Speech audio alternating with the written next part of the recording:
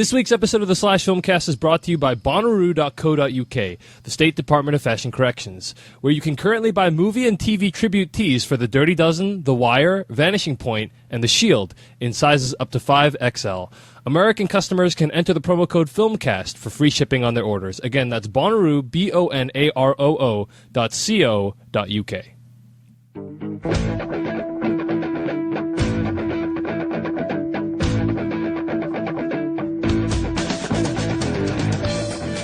Hello, everyone, and welcome to the Slash Filmcast, the official podcast of SlashFilm.com.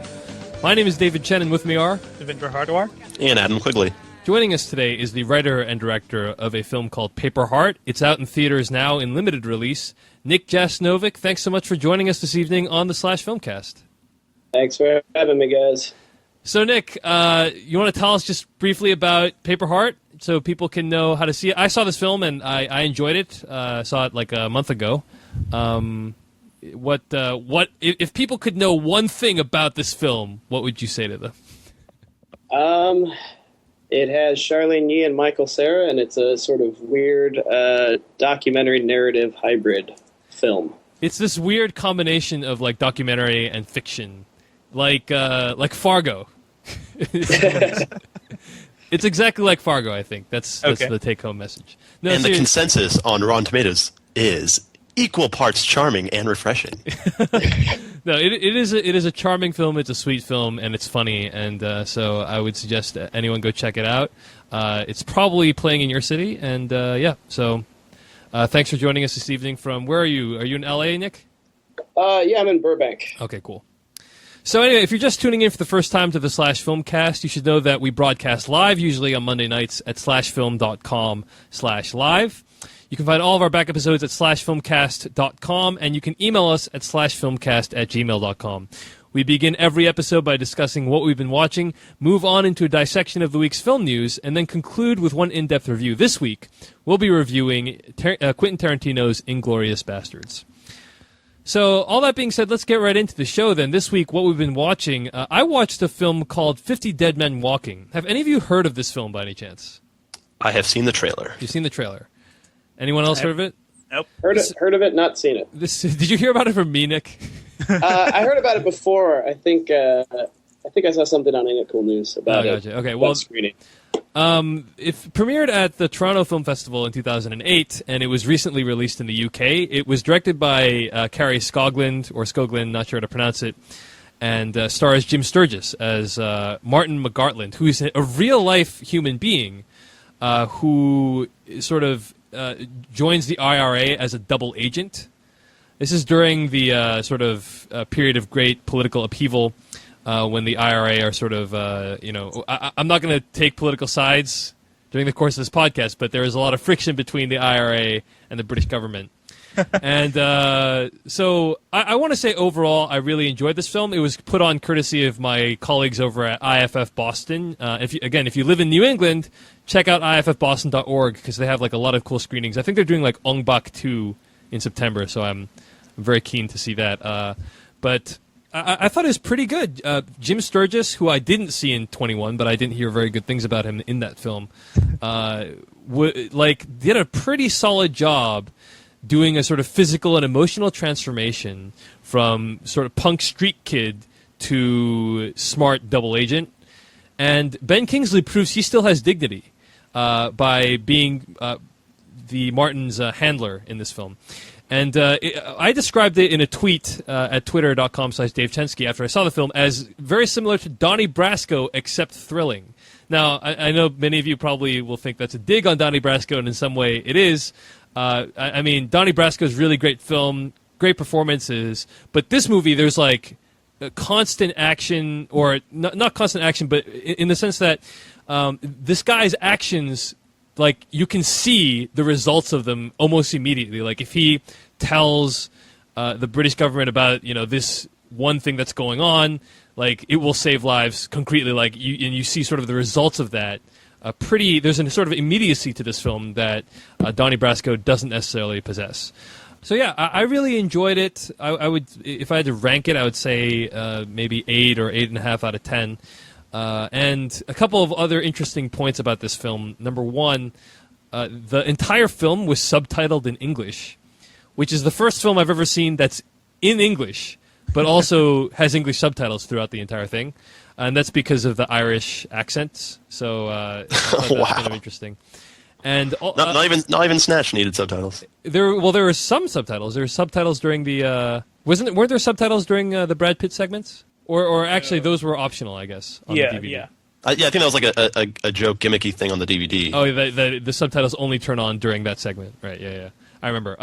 And also, I'm going to give away the opening scene of 50 Dead Men Walking. So if you don't want to hear what the opening scene is, I don't consider this a spoiler, but if you don't want to hear what the opening scene is, tune out for the next 30 seconds. But I got into the theater 5 minutes late, and I hate, like, this is like a super pet peeve of mine, is getting to the theater late, because the last time that happened it was like 10, 15 years ago when I got in late to see Enemy of the State. And when I got into first of all, I actually really enjoyed that movie in the theater. Yeah, that's a fun movie. You missed a big chunk. Yeah. The opening scene of Enemy of the State, and again, I'm going to give that away right now, is they murder that dude that's like against the NSA program or whatever. And I walk in during the credits, and I don't even see the murder happen. I don't know what is on this tape. or actually, no. They actually show Jason Lee like watches the tape, and you see it, but like I didn't see the actual event take place, so I just saw the tape of it take place. So ever since that happened, I was like, never again. Like seriously, if I get to a movie late, I'd rather just walk out, right, and like see another movie, and then like come see this movie later. But since this was a free screening put on by IFF Boston, I didn't have that option. So I came in 5 minutes late, and when I walked in, there was like a sort of text on the screen that said 11 years earlier. So I was like, oh, okay. And the whole movie, I'm thinking to myself, what happened in that opening scene? Like, what was it? Like, what event are we building up to this whole time? And I'm not going to say like how the opening scene relates with the events of the film, but what did happen in the opening scene is the main character of the film gets in his car and is shot 6 times. So I just want to say that completely would have changed my entire perspective of the film if I had known that going in. It was all dream sequence, though, right? No. That it actually happened. Oh, wrong movie. Yeah. Yeah. So it's sort of interesting to reflect on how, like, I think I still enjoyed the movie just as much, but it definitely would have given the whole film a sense of ominous, foreboding. This kind of like you know what his end point is, or whatever his point, not end point, but life point is that's going to happen, and the movie's going to like get there at some point. And I didn't have that, so I just experienced the movie kind of fresh, and it was really different. So either way, I'd recommend you see this film if you see it in the theaters. Like, you could do worse than to watch this film. And Carrie Skoglund proves that she has really good directing chops. So yeah, that's what I saw this week. Nick Jasnovic, what'd you see this week? I saw Ponyo last week, and then I watched Planes, Trains, and Automobiles on DVD. So what'd you think of Ponyo? I thought it was pretty good. I thought it was oddly structured. Like, yes. I think it feels longer than it is because the structure is sort of unique. Mm-hmm. But, like all of his movies, it was pretty fantastic. And I enjoyed it quite a bit. Yeah, Miyazaki made a big deal about, like, that movie being structured like as a story told by a child. So it has like a really strange storytelling quality to it that some of his other things don't. Yeah, and I wish, I know with the previous movies, they oftentimes offer a Japanese language screening locally, but I went and watched the dubbed version, which a little distracting. I'd prefer to watch it in the Japanese. Yeah. But Liam Neeson didn't quite fit that visual of that character, I thought. I don't know. Do you guys He's agree? so sort of fey. Yeah. It's like Liam Neeson in the Technicolor Dreamcoat. It's yeah. Yeah. And what prompted you to watch Planes, Trains, and Automobiles? Well, I mean, probably a little bit with Hughes passing, and then also working on a road movie with comedy that has some similarities. So I thought I would rewatch it, and it held up. I mean, I was laughing out loud. I've probably seen that movie 5 or 6 times at least in the past, and it's still pretty damn funny. Very nice, Adam. You said this is one of your favorite films, right? From John Hughes, definitely. Yeah. Yeah, that's a great movie. Very cool. Well, Devindra Hardawar, what have you been watching? I guess the biggest thing I saw, I actually got a new TV last week, so right now I'm just seeing a lot of old stuff again. But the thing I wanted to really talk about is the Mad Men premiere, which it premiered last Sunday, I believe.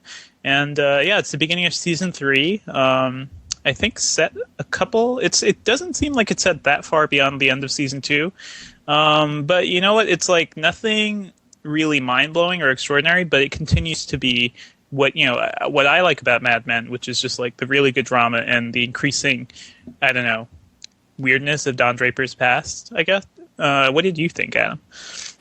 Well, like I said before we actually record the episode, I don't really have much to add about the premiere, but I do agree with what you're saying, because like the show is so consistent in the quality, and the writing is really strong. And yeah, like it's usually you don't watch it and go like, oh, that one episode's my favorite. It's more like on the whole, it's just a really, really compelling series. Yeah, and this premiere yeah, it's such a slow build too. Like this may seem like an insubstantial episode, but within 5 episodes, there'll be something back here that will be amazing to you. You know, it'll be much more significant. And everything that definitely like that happens in the episode is interesting. They had the whole storyline with the 2 guys getting promoted, and then they're going to have to compete over each other over that position. Pete Campbell still being one of my favorite obnoxious assholes on TV. That actor, by the way, Vincent, was it Kartheiser? He is so good at playing an obnoxious asshole. Like that that's a talent that not too many people have. And actually, he's you haven't seen Angel yet, Adam? Have you? No, but I know he's on it because he's on Angel, and he pretty much plays a similar character. Yeah. Yeah, he's really good at playing sleazeballs. So hopefully he'll stay on that route. But yeah, definitely a really solid premiere, and I'm eagerly like awaiting the rest of this series, or the season. We're being a little spoiled this season too, because right now you have True Blood coming on, and then Mad Men. This is like freaking TV Nirvana right now. So good stuff. Yeah, definitely. It's interesting you guys say that because I saw one of our colleagues, Don Lewis, over at Film Thread, sent out this tweet, and he said, "Hey, Mad Men, just FYI, we're all really excited about this new season, so get it together and quit sucking. Thanks." I'm guessing you strongly disagree with this, Devindra. No, I mean, there wasn't anything particularly bad about it, so I'm not sure what the complaint is. That's the problem with Twitter. It's like you can't just say it sucks. I need to know like what your problems are. Yeah, so, right. The thing is, I hear those types of complaints a lot. Like even in relation to Mad Men, people will be like, "Oh, that one episode wasn't very good," and I don't understand that because every episode I watch, I feel like it literally is the most consistent show on TV right now. Like you know what you're getting going into it, and every week it delivers. Mm-hmm. Dave, you really need to catch up. Yes, I'm way behind. I'm still pondering catching up on Lost. This takes a lot of mental energy to think about catching up. If Lost is a bigger thing, like Mad Men, you can get through within a week. You could catch up. Yeah, that's right. Lost is like months of work. Yeah, that's a major commitment. Yeah, Mad Men's like a week. Lost is like a month or possibly 2. And as we discussed with Lost, like we're still not positive the payoff will justify that time investment. But the journey is supposed to be worth it, right? Right, Adam? Yes. Yeah. Hey, but the real problem, though, Dave, is that the journey is best when you're following it with the general public. Like you have to follow the zeitgeist. Right. Otherwise, if you're watching Lost, several years after the fact, it's not going to be the same. This is my last chance to be caught up in that zeitgeist because season 5 is in January. Yep. And once it's gone, I'll have no more zeitgeist left. Yeah. I mean, I have freaking Lost parties, so that definitely shows you, that the journey is definitely worth it. It's really fun to experience that with other people. that shows me it's worth it. That shows me it's worth it. That Adam Quigley has Lost parties. Is that why it's worth it, Adam? Yes, that's why. That's why. Yeah, seriously, I think it's actually pretty popular. Like, search YouTube for Lost. But you know what, Dave? In 10 years, you want to be able to tell your kids that you were there for Lost, and not just some DVD catcher-upper. Okay, yeah. Some poser. Really? Is that really what that'll be the pinnacle of your career and life? How many kids do you have, Dave? None that I know of. Future Dave will have 5 kids. That line, that I know of, I think that's probably been recited maybe 20 times on the podcast so far. I know, it's a running joke. It's like a Arrested Development callback at this point. Kind of funny. Thanks, Adam. But anyway, speaking of you, what have you been watching, Adam? Like that Well, segue? I saw 12 Monkeys, which I've seen before, but I was a lot younger at the time, and now that it came out on Blu-ray, I was like, hey, it's finally a chance for me to... Oh, it's on to Blu-ray? Yeah, I don't I know. think it just came out, and I don't know. so I was finally able to re-experience it. By the way, not worth it on Blu-ray. It doesn't look that good. It looks like DVD quality. Gotcha. I wouldn't say that. It looked. I mean, it's a really grainy movie, but there's a clear difference between the DVD and the HD for me. But Okay, you saw it. I was about to say, like, wow, you watched it this past week. I But, didn't watch you it this saw on past HD. week, but I have it on HD DVD. You guys remember that thing? Yeah, I've had it for like a year, and All right. I did see it recently. Stop it. It's definitely not as like good a transfer as like other older films, like maybe The Thing, that has a great transfer. Oh, man. I Thing is don't so think beautiful. it warrants the price upgrade, though. Like, Yeah. if you could get it for the same price on Blu-ray that you could on DVD, then yeah, it's definitely the one to get. But yes, you can get 12 Monkeys right now, $7 on Amazon.com. And if there's anyone in this audience listening right now that hasn't seen it, it's so worth it.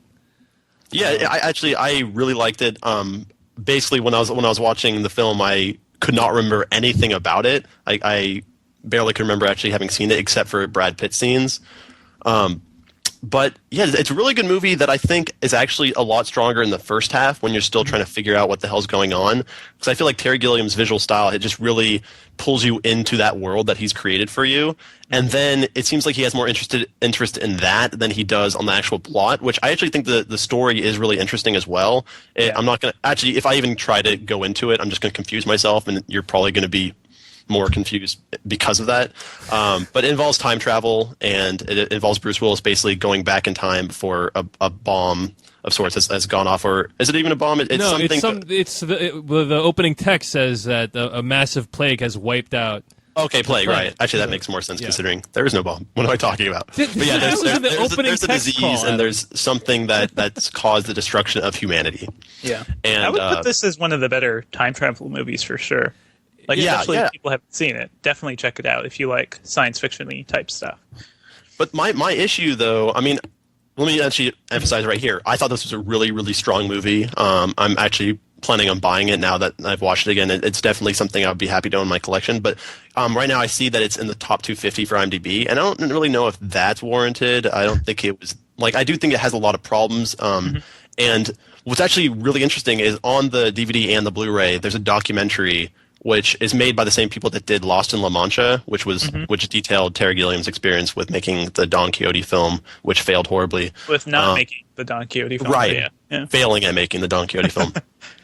And that documentary was fascinating. And this one actually is equally as fascinating. It's basically a whole separate movie that comes with the Blu-ray and the DVD. So if you haven't seen that yet, it's totally worth it. It's one of the most honest looks at the filmmaking process that I've ever seen. I can't believe actually the studio is even allowed to have it on the movie, because it really, like we were talking about making Fanboys with Kyle Newman last week, like that was just fascinating to hear a filmmaker be so honest about it. And that's basically what you get here. You get Terry Gilliam.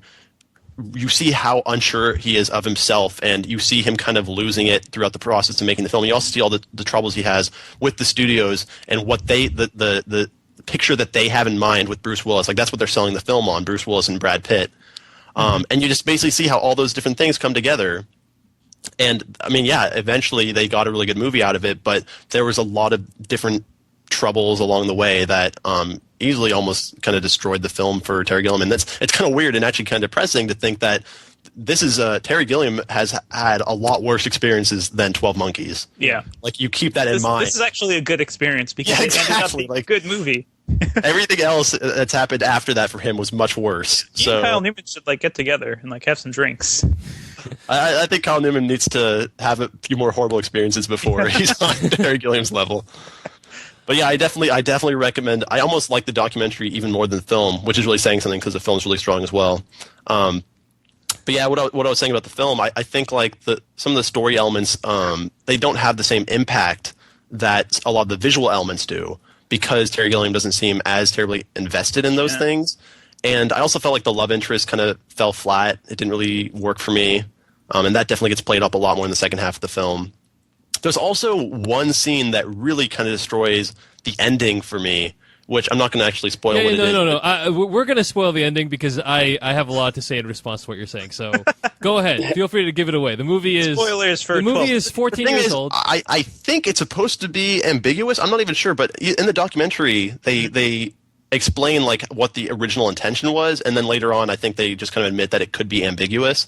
But you see a woman from the future on a plane, essentially stopping the bad guy from unleashing the virus, and he's going to like different countries to unleash it, different continents. I think it's implied that they stop him, even though they've already established that Bruce Willis is just collecting information from the past. He's not actually there to prevent anything because you can't, and that's kind of what the entire ending is based around. It's him fulfilling his childhood memory, that the dream that he kept having was actually something he experienced as a kid. So you see him fulfill everything that happened, showing that you can't change the past, that he just finally, you realize that what he saw was his own death. Yeah. And that was awesome. And then yet they have this random scene, like it's like a 10-second scene on a plane that completely undoes everything that I feel like the ending was trying to make a point of. I think it is ambiguous as to what exactly it is she is doing on there. Yeah, the other thing I was thinking, like, oh, is it supposed to be that she's the one that helped cause the unleashing of the virus, and it's just that actually is the past version of that character? Or she's making sure, I mean, she says, I'm in insurance, right? Mm-hmm. So it's kind of like, oh, that's clever. I mean, she's kind of just overseeing everything and making sure, like, it's all going to plan.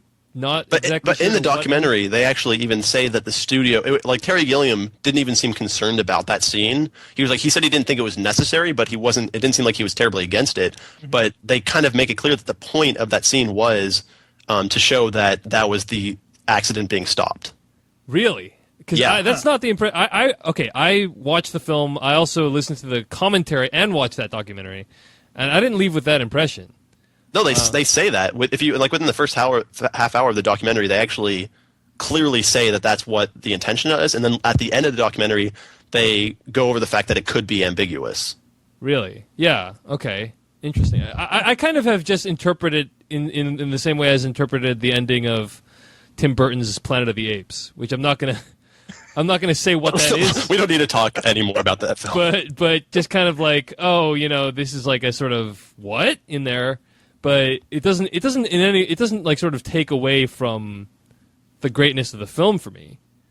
Yeah, I mean, I just thought it was really unnecessary. I felt like it was like exactly as it was in reality. Like I didn't realize that until seeing the documentary, but I felt exactly what Terry Gilliam said, that it was unnecessary. It was being thrown in there because the studio wanted some closure for the audience, even though you were supposed to, like, your focus wasn't supposed to be on whether or not the accident happened. Your focus was supposed to be on Bruce Willis's character, his experience, like what you find out that he just went through. Mm-hmm. That's what your focus is supposed to be on. And I don't know. I felt like that scene, it felt shoehorned in.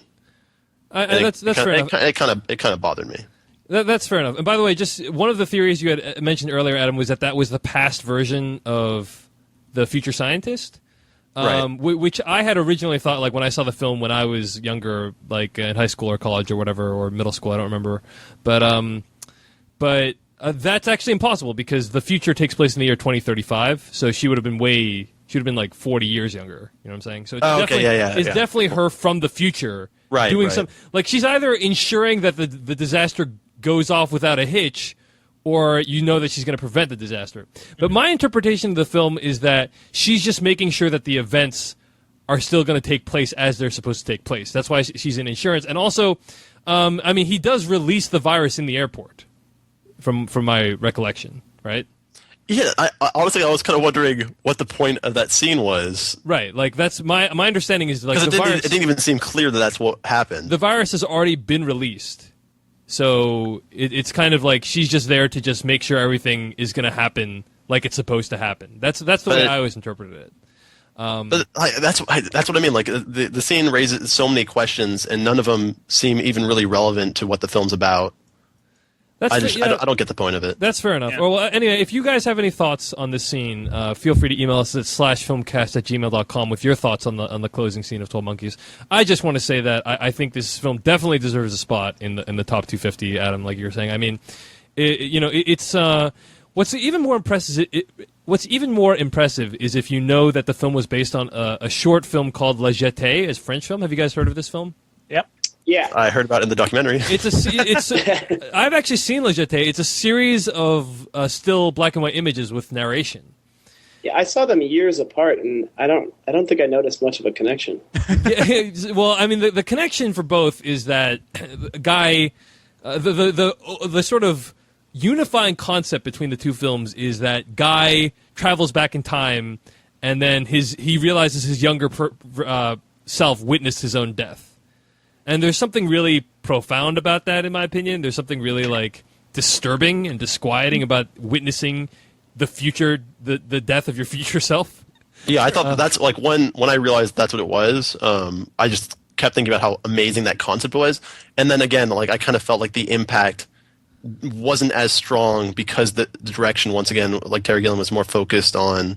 Yeah. Sort of having these weird, crazy visual sense to the movie as opposed to actually paying off on plot points. I mean, that's just what we've come to expect from him. So yeah, he doesn't have a really sort of strict economy of storytelling. Like he kind of, his stories kind of take diversions, and that's kind of what is become his hallmark. So I don't have that huge of an issue with it. I do want to say, just to finish up my point, that like the script by David and Janet Peoples. I mean, I think to take the concept from La Jetée, which, Nick, as you said, is like super simple, and then expand it out into the universe that is 12 Monkeys is quite an achievement. And then you combine that with sort of the visual sense of Terry Gilliam, and what you have on your hands is an amazing product. Also, pretty great performances by Bruce Willis and Brad Pitt, who is Academy Award nominated. What's really gratifying... I'm sorry, go ahead, Nick. Oh, I was actually thinking to myself, I think he was nominated. And said that. He was, I was agreeing. Nominated for Best Supporting Actor and won a Golden Globe. Now, what I really sort of I don't even my train of thought just got completely derailed. Good. I could cut you off there and respond to something else you said earlier. Go ahead. Now you're talking about Terry Gilliam's, like he has sort of a loose style, so you didn't really feel like as long as you go. Wait, what point were you making? Like that, therefore, it's okay? Yeah, well, just like I enjoy the sort of. It's a different vibe that he gives when he makes a movie, and I comment. And he's not like Paul Greengrass, or actually the Paul Green. He's more like the Paul Greengrass from Bloody Sunday and United 93 than the Paul Greengrass from the Bourne films. Put it that way. Okay, cool. Well, see, here's the thing that I feel about that. Like, I totally agree what you're saying about his style. Like, I think Brazil is one of the most amazing films of all time. And I feel like, yes, like if he's doing his own stories, it definitely suits that. But here, I feel like the script actually warranted that. I wanted that payoff, that impact to these different plot points and these different twists in the film, because there are many of them. That's like, it's constant. The entire movie just like constantly twisting back and forth between present and the past, and it's really interesting. I just I want to imagine what someone like Christopher Nolan could have done with that type of story, and I think that definitely would have suited his style a lot, and it also could have definitely fit better with those twists. I think you do get the payoff, but it feels different than, like a Christopher Nolan Memento or Christopher Nolan Prestige payoff. Mm-hmm. It feels it's more subtle, and as a result, I think it's sort of more cerebral. You see images of a young boy looking and seeing a gunshot, and a woman, going over to take care of the guy that got shot. And you see, it's sort of sprinkled throughout the film. And then finally, towards the end of the film, you finally start to put those pieces together. But it's not like, say, again, like a puzzle film like The Prestige. It's not like, oh, it snaps into place. It's like slowly. Okay, I just want to make a point that, like, you basically just said that it's more cerebral than Christopher Nolan's films, when I feel like Christopher Nolan makes more cerebral films than anyone in Hollywood right now. Well, I'm just saying it's not like there's no like there's not really necessarily an aha moment like you get in Christopher Nolan's films. Like, yeah, I personally just feel like the movie would have benefited from that. And I'm saying I'm saying You guys I think are bickering at this point. Let me just put it that way. that's fair enough. But I'm saying I think it's different. We're just going back and forth here. We're not getting anywhere. I'm saying I think it's different, and I don't think it's necessarily better or worse for this type of story. Anyway, I think you're a big smelly head. One last thing I just wanted to say. Hey, I want to fight too, guys. I just wanted to say it was really gratifying to see the box office performance of this film, because in the documentary they're all like, this film tested really terribly. It's rated R. They're not sure if it's going to do well. The film ends up going to make $168 million worldwide. And so I think it really legitimate hit, right? Yeah, it really helped Terry Gilliam it gave Terry Gilliam a lot of juice to do, the films that he did after. Whether that's a good thing or not, we can argue, but we can all agree that supporting Terry Gilliam is a good thing. So I was really grateful that actually ended up well. So anyway, so that's 12 Monkeys. See it, regardless of what me or Adam says. I think we can both agree it's really something worth. Yeah, it's definitely worth watching. It is a great film. As much When as did it come out? 1995. That was the last time I saw it. Oh, wow. So I couldn't follow any of that conversation. Apologies. But you should check it out again, Nick. I think it's well worth it. I know. I remember liking it a lot. Yeah, definitely. All right, guys, let's move on to film news. Again, you can find all the film news we're going to be discussing at /film.com.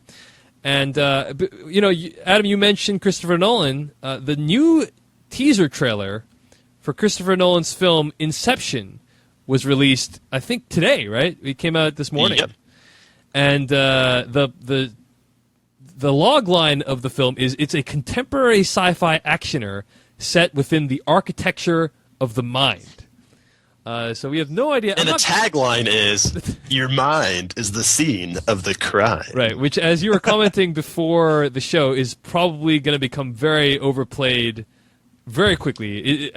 You brought up the what is the Matrix. I don't actually, until you brought that up, or actually was it Devindra that brought it up? I think it was probably Devindra. I didn't actually remember how much that sort of line got used that summer that movie came out. Mm-hmm. But I think it was pretty, it was everywhere. It was ubiquitous. It was a very similar ad campaign too. Like, it started with just like a mysterious teaser, and I think there was some action too, and then it just basically got more and more. You saw a little bit more of it, but even before the movie began, you really didn't know what you were going to go see, which I think is, that's a great experience. That we had that with District 9.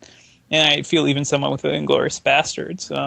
We're not going to play this trailer for you because there's almost no dialogue in it. But we'll just talk briefly about our thoughts on it. Nick, what do you think of the Inception teaser trailer? I think it did its job in terms of getting me really excited to see more footage. I don't necessarily know much based on what's in there, but it definitely looks interesting. I don't think anyone knows. See more. I don't think anyone really knows what even the plot of the film is at this point. I know. Guys, I just said your mind is the scene of the crime. Quiet, you. But yeah, I thought there were some really interesting visuals. There's a sort of, I would say a good 30% of the trailer takes place in this room where the gravity continues to change. Well, okay, first of all, this is a 1-minute teaser, most of which is covered in just dialogue, just like text on the screen. So the little bit of footage you see is like close-ups and then, the fight in the hallway, I guess. Yes. And there's really almost no one else in the cast featured aside from DiCaprio, which is interesting. By the way, Peter Serrano, the editor-in-chief of /film.com, is giving me crap right now as we're talking because he actually does have a rumored plot synopsis on the site. So I'm going to read that to you guys real quickly. Leonardo DiCaprio is Jacob, a CEO-type character, and his Marion Cotillard is his wife. Ellen Page is a young college grad student named Ariadne, who is also DiCaprio's sidekick, and Joseph Gordon-Levitt plays Arthur, an associate working for DiCaprio. Okay, you're just reading what the characters are. There's actual synopsis up above. Yes, that's right. That's right. Thank you, Adam. Inception is about entering people's minds and dreams. A technology to do so has been developed and is done through an injection. DiCaprio and his team work to enter the minds of other characters in order to retrieve and plant information. So sorry. About I wasn't that. gonna. I was debating whether I should say anything because there are like 10 other character names. No, you were right. You were right to do that, Adam. I was wrong, and you were right to do that. Oh, no, I mean I was debating because how funny it would be for you to keep going. So yeah, it sounds like this is. It sounds like Strange Days. Sounds like the Ray Liotta film that no one has seen called Unforgettable. Basically. Oh, I saw that. Oh yeah, nice. Yeah, I thought I was the only person that had seen that film. Dave, you think that a lot about a lot of movies. Okay, well, Devindra, have you is that a seen? John Dahl movie? Have you seen or even heard of Unforgettable? I can't remember. Who are you Yeah. speaking to now? Yeah, I'm speaking to you, Devindra. Have you seen or heard? Yeah, Guys, I've I just heard made a of it. really I haven't funny seen it. joke and no one laughed. I get it. That was bad. We're moving on. Anyway, yes, that's a John Dahl film, Nick. Yeah. And it had that song in the trailer. I can remember that. Interesting. Well, John Dahl also directing episodes of True Blood these days as well. So Ooh. I guess he's gone on to do pretty well.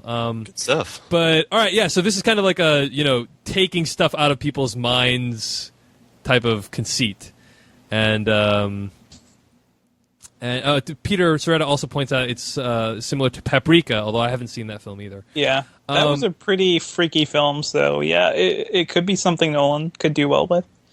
We haven't mentioned The Cell yet either, guys. Oh yeah, The Cell, exactly. I try to forget mentioning The Cell whenever possible. Yeah, I saw that film as I'm fond of pointing out. I saw that film in the theaters when it came out. As did I. Oh, nice. You guys shouldn't be proud of this. Yeah, we're not. I mean, it's just kind of like why did It's kind of when you reflect on like you did something really stupid. Like why did you do that? It's like wow, I did that. So all my friends were doing it. Let's remember so that we can never do that again. You know what I mean? Adam, quickly, what did you think of this Inception teaser trailer? It definitely did not show me enough to really change my opinion one way or the other. It's still easily my most awaited film for next year because it's Christopher Nolan. This one shot they do show does feel a little bit too much like The Matrix, but it's still a cool shot, and we don't really know the context of the scene, so I think maybe it's a little too early to say like it's a Matrix ripoff in any way. I'm definitely looking forward to seeing more. The teaser didn't really show a whole lot, so Yeah, nothing really to say about it. Yeah, it was a sufficient teaser. Very well done. And speaking of teasers, another teaser trailer that also came out this week, to much discussion, was the Avatar teaser trailer. So, Nick, what was your experience with Avatar before you saw the teaser trailer? Did you see the footage at Comic-Con? No, I didn't. Trying to think. So you went in fresh to this teaser trailer, right? More or less, yeah. I mean, I knew someone loosely involved with the production, so I would hear things from him, and but nothing too spoilery or anything like that. So seeing the footage was really basically my first interaction with it. In a way, I Experience. also know someone from the production. He introduced himself to me this week through Twitter, but that's a whole other story. So That's my buddy. you'll be fast friends. So Nick, what did you think of the teaser trailer? I'm curious. I think maybe James Cameron has kind of spoken it up a little too much. I think the game changer thing is creating maybe unrealistic expectations. Mm-hmm. And I don't know if it's fair to any movie to say that up front, Yeah. Because I mean, it looks like it could be a good movie, but I don't know if it looks like something we haven't seen before. Yeah, that's a good point. Well, I have stuff to say about that, but let me ask my colleagues Devindra and Adam. What did you guys think? I mean, Adam, Yeah. I know you liked the trailer, right? Yeah, I liked it, but once again, we saw the footage at Comic-Con. So my initial reaction when I saw the creatures at Comic-Con was I was a little hesitant at first. I was like, wow, I wasn't expecting them to look like that. And then as the footage went on, I got more and more invested in what was going on because the visuals were just so incredible. I think that if I'd seen the teaser trailer without actually seeing that footage, I probably would be reacting pretty similarly to how people are right now. People think it looks really cartoony.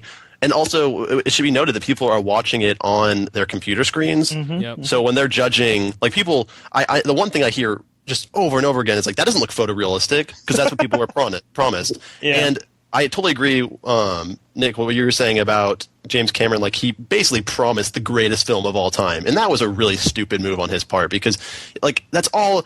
How much money has been invested in this film, how much time he's invested in this film, and all the revolutionary things that he's talking about with it. there was really no other way for people to react to this teaser trailer. I don't think. I think that. I think it does, just like the Inception teaser, I think it does a good job as a teaser trailer. It shows some cool flashes of what we can expect from the film, and I think it looks cool. I mean, I also saw it on the big screen in front of Inglorious Basterds, and I actually thought it looked a lot better on the big screen. And let's also give some context about the conditions under which we saw it at Comic-Con. James Cameron came onto the stage and was like, you are the first people in the world to see this 25 minutes from Avatar. And then we put on 3D glasses and freaking saw the thing in 3D on a gigantic HD screen. You know, so we have a much different experience of this footage than everyone else. How did the 3D compare to like some recent 3D movies? Is it pretty similar? Yeah, it's pretty similar. I thought it was pretty good. Yeah, it's pretty good. But Devindra, what do you think of the teaser? I think the expectations game for Avatar is like it's a monstrous thing, and it was like everyone's saying it was really stupid of James Cameron to really just hype this movie up for so long. You can tell that this is a real dream project for him. At Comic-Con, he was going on and on about how, as a young sci-fi geek and somewhere in Canada, like this is basically the movie he's been, dreaming of making since he was a teenager.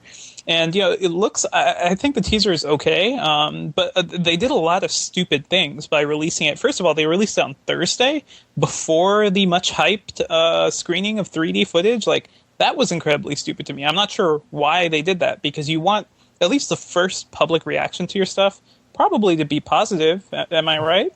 And I think people coming out of the 3D stuff would have probably had a better, they probably would have had a better opinion of it. From what I saw, they did. Like, it was still pretty mixed, but a lot more people, like, I barely saw any positive reactions to the teaser trailer, whereas at least it was half and half for the footage. Exactly. And I do think, like, do you think a lot of people... Oh, I'm sorry.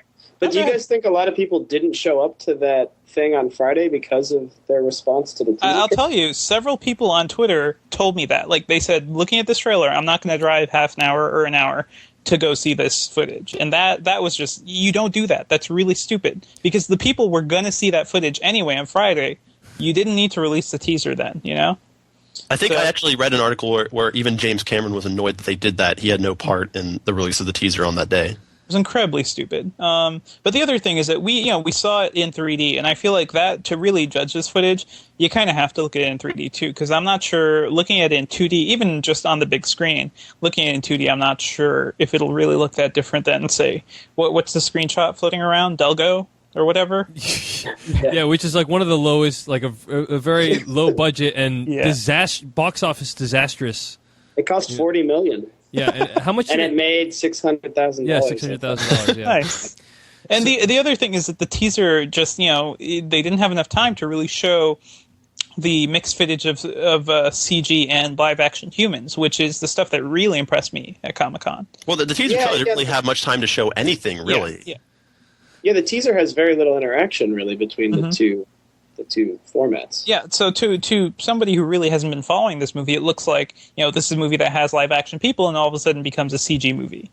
Yeah, so and that's not right. So yeah, let me just say, let me preface some of my remarks by saying I think, first of all, I still look forward to seeing the film. I think it's gonna rock our socks or whatever the hell when I'm sorry. Never guys. use phrases like that. That was uncalled for. I'm sorry. It's totally culturally accepted. Don't feel bad, Dave. And I think that it's going to be amazing. Like, we're going to see it. We're going to be blown away. It's going to be great. But I gotta be honest with you, was not crazy about this teaser. It looked really. I mean, okay. And the big problem is kind of with expectations, right? Mm-hmm. Like. First of all, it does look very it looks like a Pixar film when you watch it on your computer. Like, it really does. And I sort of get shades of the Burly Brawl when I think of this, right? The Burly Brawl, for those of you who don't know, the Burly Brawl from The Matrix Reloaded was supposed to be this amazing scene. They had come up with this new technology where Keanu Reeves would fight a gajillion Agent Smiths. But Keanu Reeves would be doing things that were physically impossible for humans to do. And it's going to be freaking amazing. Like, you're going to believe that Keanu Reeves can actually do all these things. Everyone should take a look at the special features on either the DVD or the Blu-ray or whatever. They really did hype up this thing. Yeah, they're like it's going to be amazing. Like, you know, there's going to be like a virtual camera. John Gaeta is like, there's going to be a virtual camera. It's going to be swooping in and out. You're going to be blown away by this. So then you sit down, you watch The Matrix Reloaded, and you want to believe the hype. You're like, okay, you're like, I want to buy into this world. Mm-hmm. And then you watch the Burly Brawl, and every single time it's not actually Keanu Reeves. It's like appallingly obvious that it's a CGI version of Keanu Reeves. Yeah, like he's made out of rubber. Yeah, the lighting doesn't look right. He doesn't move the way like you would expect him to move. And the worst thing was that they did the slow down effect, the slow mo effect, during the fake CG, Keanu Reeves and Hugo Weaving. Yeah, you don't do it then. You can see very clearly. Yeah, because they apparently they thought it looked real, so they're like, we're actually going to show you how real it looks. And then in reality, it was more like, you're just showing how terrible it looks. Great job. So yes, that's kind of what I thought. Is like James Cameron, like he was saying, oh, this mocap technology is unlike anything we've ever seen before. And he spent years working on it, and I watched this, and I'm like, I actually kind of feel like I have seen some of this before. Like, was any of the animation again only based on the teaser? I'm sure. Actually, well, I'm not sure, but I mean, I'm confident that the final product will show us things that we haven't seen before. But just the teaser, it's kind of like, all right, like. First of all, it does look somewhat like a Pixar film, and the mocap stuff that they show, it doesn't seem to, surpass anything that we've seen on a film like Lord of the Rings. Now, that being said, again, Peter is eyeing me at this point. He's saying, if you read 99% of Cameron's quotes, he's talking about the technology of shooting the film, and never says that the film is revolutionary. So that's a good point. And it's true, but in a sense, that technology should be producing a revolutionary film. I mean, that hype. He says that hype was created by other people, and I guess you're right to some extent, Peter. Yep. But at the same time, if you're like, guys, the technology that we're using is unlike anything you've ever anything that's ever been used in the history of film, then you kind of have some kind of expectations. Like, it generates expectations. I'm not saying this is his fault. I'm saying, for me personally. Because I have these unrealistic expectations. No, but seriously, like, I'm not the only one, right? Like, if you say, like, this filmmaking is going to be revolutionary, and then it looks like something that we've already seen before, it might still be awesome, but I can't help but feel slightly let down. And I think the big part of it is, it does not look photorealistic. Now, they never claimed it would look photorealistic, but that would have been something pretty remarkable. No, I think I do remember reading something about the CGI being photorealistic, and it was in response to people working on the film. I think actually, I might be talking on my ass here, but I thought it was James Cameron that actually commented on how photorealistic the CGI would look. All right, we'll try and find that article. But in any case, I mean, I don't think it looks photorealistic. It looks great, but it doesn't look like these creatures actually exist in our world, in my opinion. Yeah. So. Yeah, that's what I said about the Comic-Con footage, and I stand by it. I actually want to respond. So we're talking about how the technology is what's revolutionary here. Maybe this is going to be a consistent thing, because I think also with the Burly Brawl, that technology was revolutionary as well, and it was just what actually resulted out of that still didn't look perfect. And I think maybe when you have something like District 9, which is actually using technology that I think has been around for a while, that's actually when you have the opportunity to perfect it. So it's actually maybe you have to wait another 10 years to actually see the best possible thing you can expect. Because actually, even beyond movies, also with the PS3, like talking about how revolutionary that is for game systems, and then what comes out looks about on par with Xbox 360. I think that's maybe we can assume that anytime a filmmaker talks about how amazing the technology they're using for a film is, wait another 10 years and then we'll be impressed by it. Yeah. But that's technology. That's how it works. Yeah, always. I mean, you just, in general, you don't want to oversell. You don't want to be an early adopter either. You don't want to oversell and then underperform. Overpromise. Like a film again, like District 9.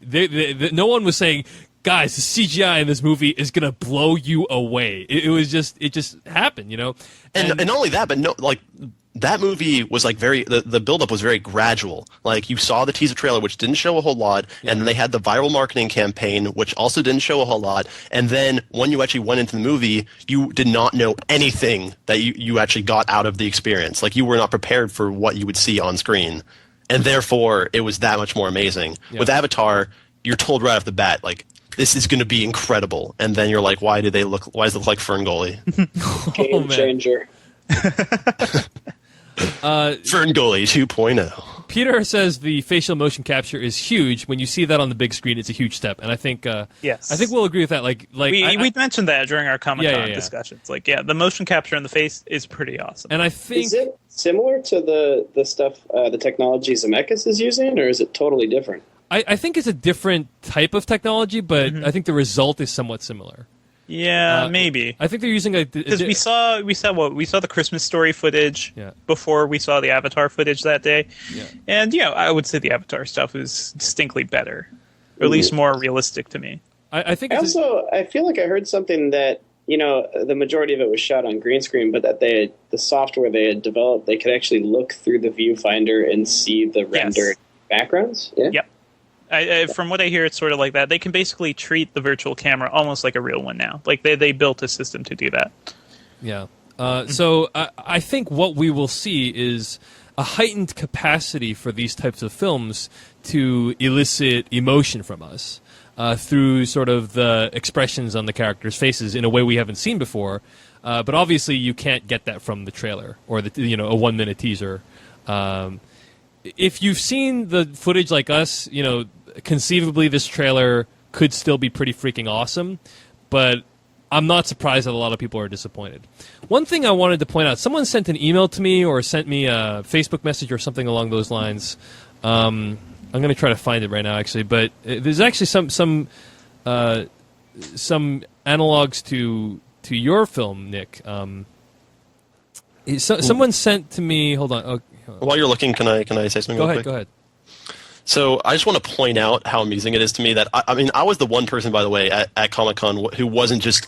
I did say the footage was amazing, but I'm also the only person that actually kind of went against it in some ways. And then a lot of people, like, there was so much backlash against that because I was like, all I had seen was 25 minutes on a big screen in 3D at Comic-Con, and I was already talking about how bad the dialogue and story was. And then people see, a minute and 30 seconds on their computer screen, and suddenly everyone's an expert on the quality of the film. I just think that's a little interesting that people would just railed against me so hard for my comments when people, literally everyone's doing the exact same thing right now off something much less substantial. I think people like railing on you because it's fun, though, Adam. That's a good point. Yeah, that is a good point. So, but okay, I can't find the email. Someone sent me an email or sent me a message about it. But they said, Dave and you guys, your criticism of Avatar's marketing completely misses the mark. Last week we spoke about how, like, the site went down when people were trying to order tickets, and now there's this trailer out before the freaking Avatar Day, and let me tell you a story. I went to see Paper Heart at the Somerville Theater in Somerville, Massachusetts, and the sort of buzz for this film was like massive. Like the theater I saw it in was like 250 people, and there was like 400 people lined up beforehand. So they had to turn away 150 people.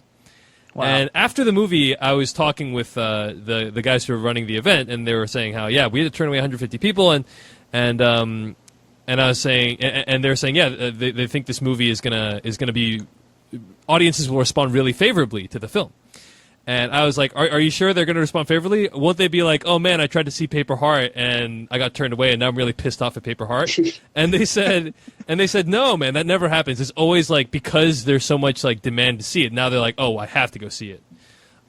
So someone sent an email criticizing us, saying like, and again, apologies, I don't remember who the person was, but that actually, like, the site going down for Avatar Day actually helps build buzz, because people are like, oh man, everyone wants to go see this Avatar Day thing, So I guess you could argue that. It's more, we were arguing about like the technical problems, because the fact that the site went down was pretty stupid. Yeah, we were just bitching what to expect. We were just bitching because we were really annoyed, because we wanted to get tickets and we couldn't. but yeah, I mean, potentially the guy, again, I feel really bad because he sent in a really good email, said like it potentially was a sort of deliberate effort by Fox to consciously make the site go down. It sounds like something that they do, because it's a really stupid move, in my opinion. All that does for the person that's trying to get the tickets is offer them a really negative connotation with Avatar. They're like, hey, that piece of shit movie that I couldn't even get into. Yeah, but again, like I said, remember my Paper Heart story? Reverse psychology. Reverse psychology, Adam. exactly right. Yeah, that's really worked well for Fox. All right, well, anyway, let's... Wolverine's going to be big, I tell you. Let's move on to the biggest news this week, which is that, we had heard that BioShock might not happen, the film, based on the best-selling game. And this week, we find out that it actually might happen, and that Gore Verbinski, the guy who directed the Pirates films, is no longer attached to direct, but instead it's going to be Juan Carlos Fresnadillo. Now, Devindra Hardar, Nice. who is Juan Carlos Fresnadillo? He is he's a pretty fresh director, actually. He's only done, I think, 2 full movies right now. He did the sequel to 28 Days Later, 28 Weeks Later, and he also did a great Spanish thriller called Intacto, which I freaking love. So what do you think of this news? I mean, Verbinski, I think we had originally said when we talked about this, who would be perfect for BioShock is Guillermo del Toro, I think we all probably agree. Because the visual style... Yeah, but we say that about everything. Yeah, that's true. Guillermo del Toro should just direct everything. But yeah, I mean, the visual style of that is very much... reminds me a lot of, like, the style of Hellboy. And but Gore Verbinski, he's still pretty good. Yeah, he's a pretty good visually talented director, and I think he could do it too. So originally the concern was that the film was like really over budget, and a lot of studios aren't willing to take risks as much anymore. So now that Juan Carlos Fresnadillo is attached, obviously it's going to be probably a significantly different film than if Verbinski was directing, and Verbinski is now only producing. One of the big things is probably going to be a lot lower budget. It's probably not going to be a $200 million film. It might be a $100 million film. But what do you think of this news overall, Devindra? I think, it is sad. First of all, I love Verbinski. Like, despite what happened with the Pirates of the Caribbean films, I've been a fan of the guy since The Ring remake, actually, because that movie was a lot better than it had any right to be. And the first Pirates of the Caribbean sort of just like came out of nowhere and created this phenomenon. Like, nobody knew how big that series was going to get. You go in thinking this is just a movie about a Disney ride, and it may be fun, and Johnny Depp looks like a gay pirate. Maybe it'll be entertaining, but it actually ended up being pretty damn good. Yeah. Fresnadillo, I think I really freaking loved 28 Weeks Later. Like, I know it has problems, especially in the script, and the child characters are terrible and annoying, but that movie does some stuff, like, just with kinetic storytelling, just with action, like, much better than more accomplished directors. I'm very excited to see what he could do with this. Like, if you turn BioShock into like more of like maybe a lower budget story, but you put somebody with a real vision and style behind it, I think maybe you can be forced to get a better story out of it. Because otherwise, it's like you're throwing money at the movie and just trying to make another blockbuster. I'm not always fond of that. We should say, by the way, for those of you who are unfamiliar with the video game BioShock, that it's generally regarded as one of the best video games of the modern era, and one of the sort of proofs that video games can be art. Whether you agree with that or not is a sort of a different story. We can talk about that all day, but it is pretty amazing as a game. It's a damn good statement in terms of like how artistic games can be. Yeah, exactly right. You can't deny it. Nick and Adam, any thoughts on this news? Nick, I'll let you go first. Okay, I've been meaning to play that game for years now, and I still have yet to play it. It's been recommended so many times, and everything I've seen of the game and of the style and the artwork, it looks like it translates to film quite well. Yeah, I mean, the story is very... one of the problems is that sort of some of the best parts of the game are inherent to the video game medium. Like, there's... I'm not going to reveal anything about the game, but there's in order to fully enjoy that particular story, you need to be playing as the character for the entire time. Right. The emotional impact is based a lot on the choices that you make. Yeah, exactly. Or don't make, as it were. Right. But yeah, I mean, obviously they're probably not going to stick to the exact storyline, but they'll probably make it in the world. Adam, what were you going to say about this news?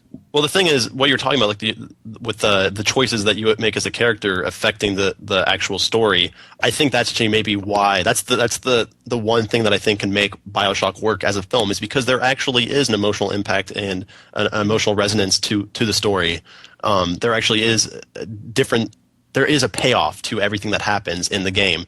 And so, yeah, like a lot of, as we talked about so many times before, there has really just not been a good video game to film adaptation yet. The closest thing I think we've got was Silent Hill, which actually kind of similar situation here. You had a sort of a unique visionary director, Christoph Gans, I don't know if I'm pronouncing that right, who went from Brotherhood of the Wolf to Silent Hill. And then that movie had an awesome visual sense, but kind of a terrible script, which is also kind of sad considering it's written by Roger Avery, who co-wrote Pulp Fiction, I believe. So yeah, I don't really know what happened with that film. I'm really just praying that BioShock is a different story, because this is easily like my favorite game of all time. And I'm really excited by this news as well, because this guy, like, I did not expect anything from 28 Weeks Later. I had not seen Intacto. I didn't know. I actually, honestly, when 28 Weeks Later came out, I did not know who this filmmaker was. Yeah. But after the first 10 minutes, you're like, wow. I know, yeah. Like, 28 Weeks Later, I thought was incredible as an action film. And I think the reason that film works so well is because of the direction. I thought the things that he was able to inject in the film is what made it work. And I'm really looking forward to seeing him bring basically the same, I would, maybe like 3 specific things I think that he could bring to BioShock, which is style, energy, and action. I think those are what really made 28 Weeks Later work. It had an amazing pace to it. It was basically like a non-stop chase movie all the way through. And BioShock, in a way, like that's kind of how I think it should work. The story layout should play it out very similarly. And I think if 28 Weeks Later is any indication, it's definitely a good choice here. Guys, is it just me, or I'm trying to think of sort of, young directors that have been appropriated for video game movies, and the 2 examples we've described tonight are District 9. I'm sorry, Neil Blomkamp and Christopher Gans, and neither of those ended well, right? Like, is he really a young director at this point, though? Oh yeah, I guess you're Juan Carlos. Yeah, he's a pretty experienced director. Yeah, he's like, I'm sorry, he's like 40. He's like 42 years old. Yeah, so he's not new to filmmaking, but Blomkamp, that's a good one. Yeah, I mean, you're right. So he's not young, but he's only made on his IMDb. There's only four movies here. Right. So Blomkamp is young, and Halo was a freaking disaster. So much to the point that he never wants to return to it, and obviously Silent Hill was not necessarily regarded as that good of a film. So I don't know. I just don't. I hope this doesn't end badly for him, but. Yeah. But I don't know. Again, we're still on the lookout for that elusive, great video game to movie adaptation. Yeah, and, I think we'll settle for good right now.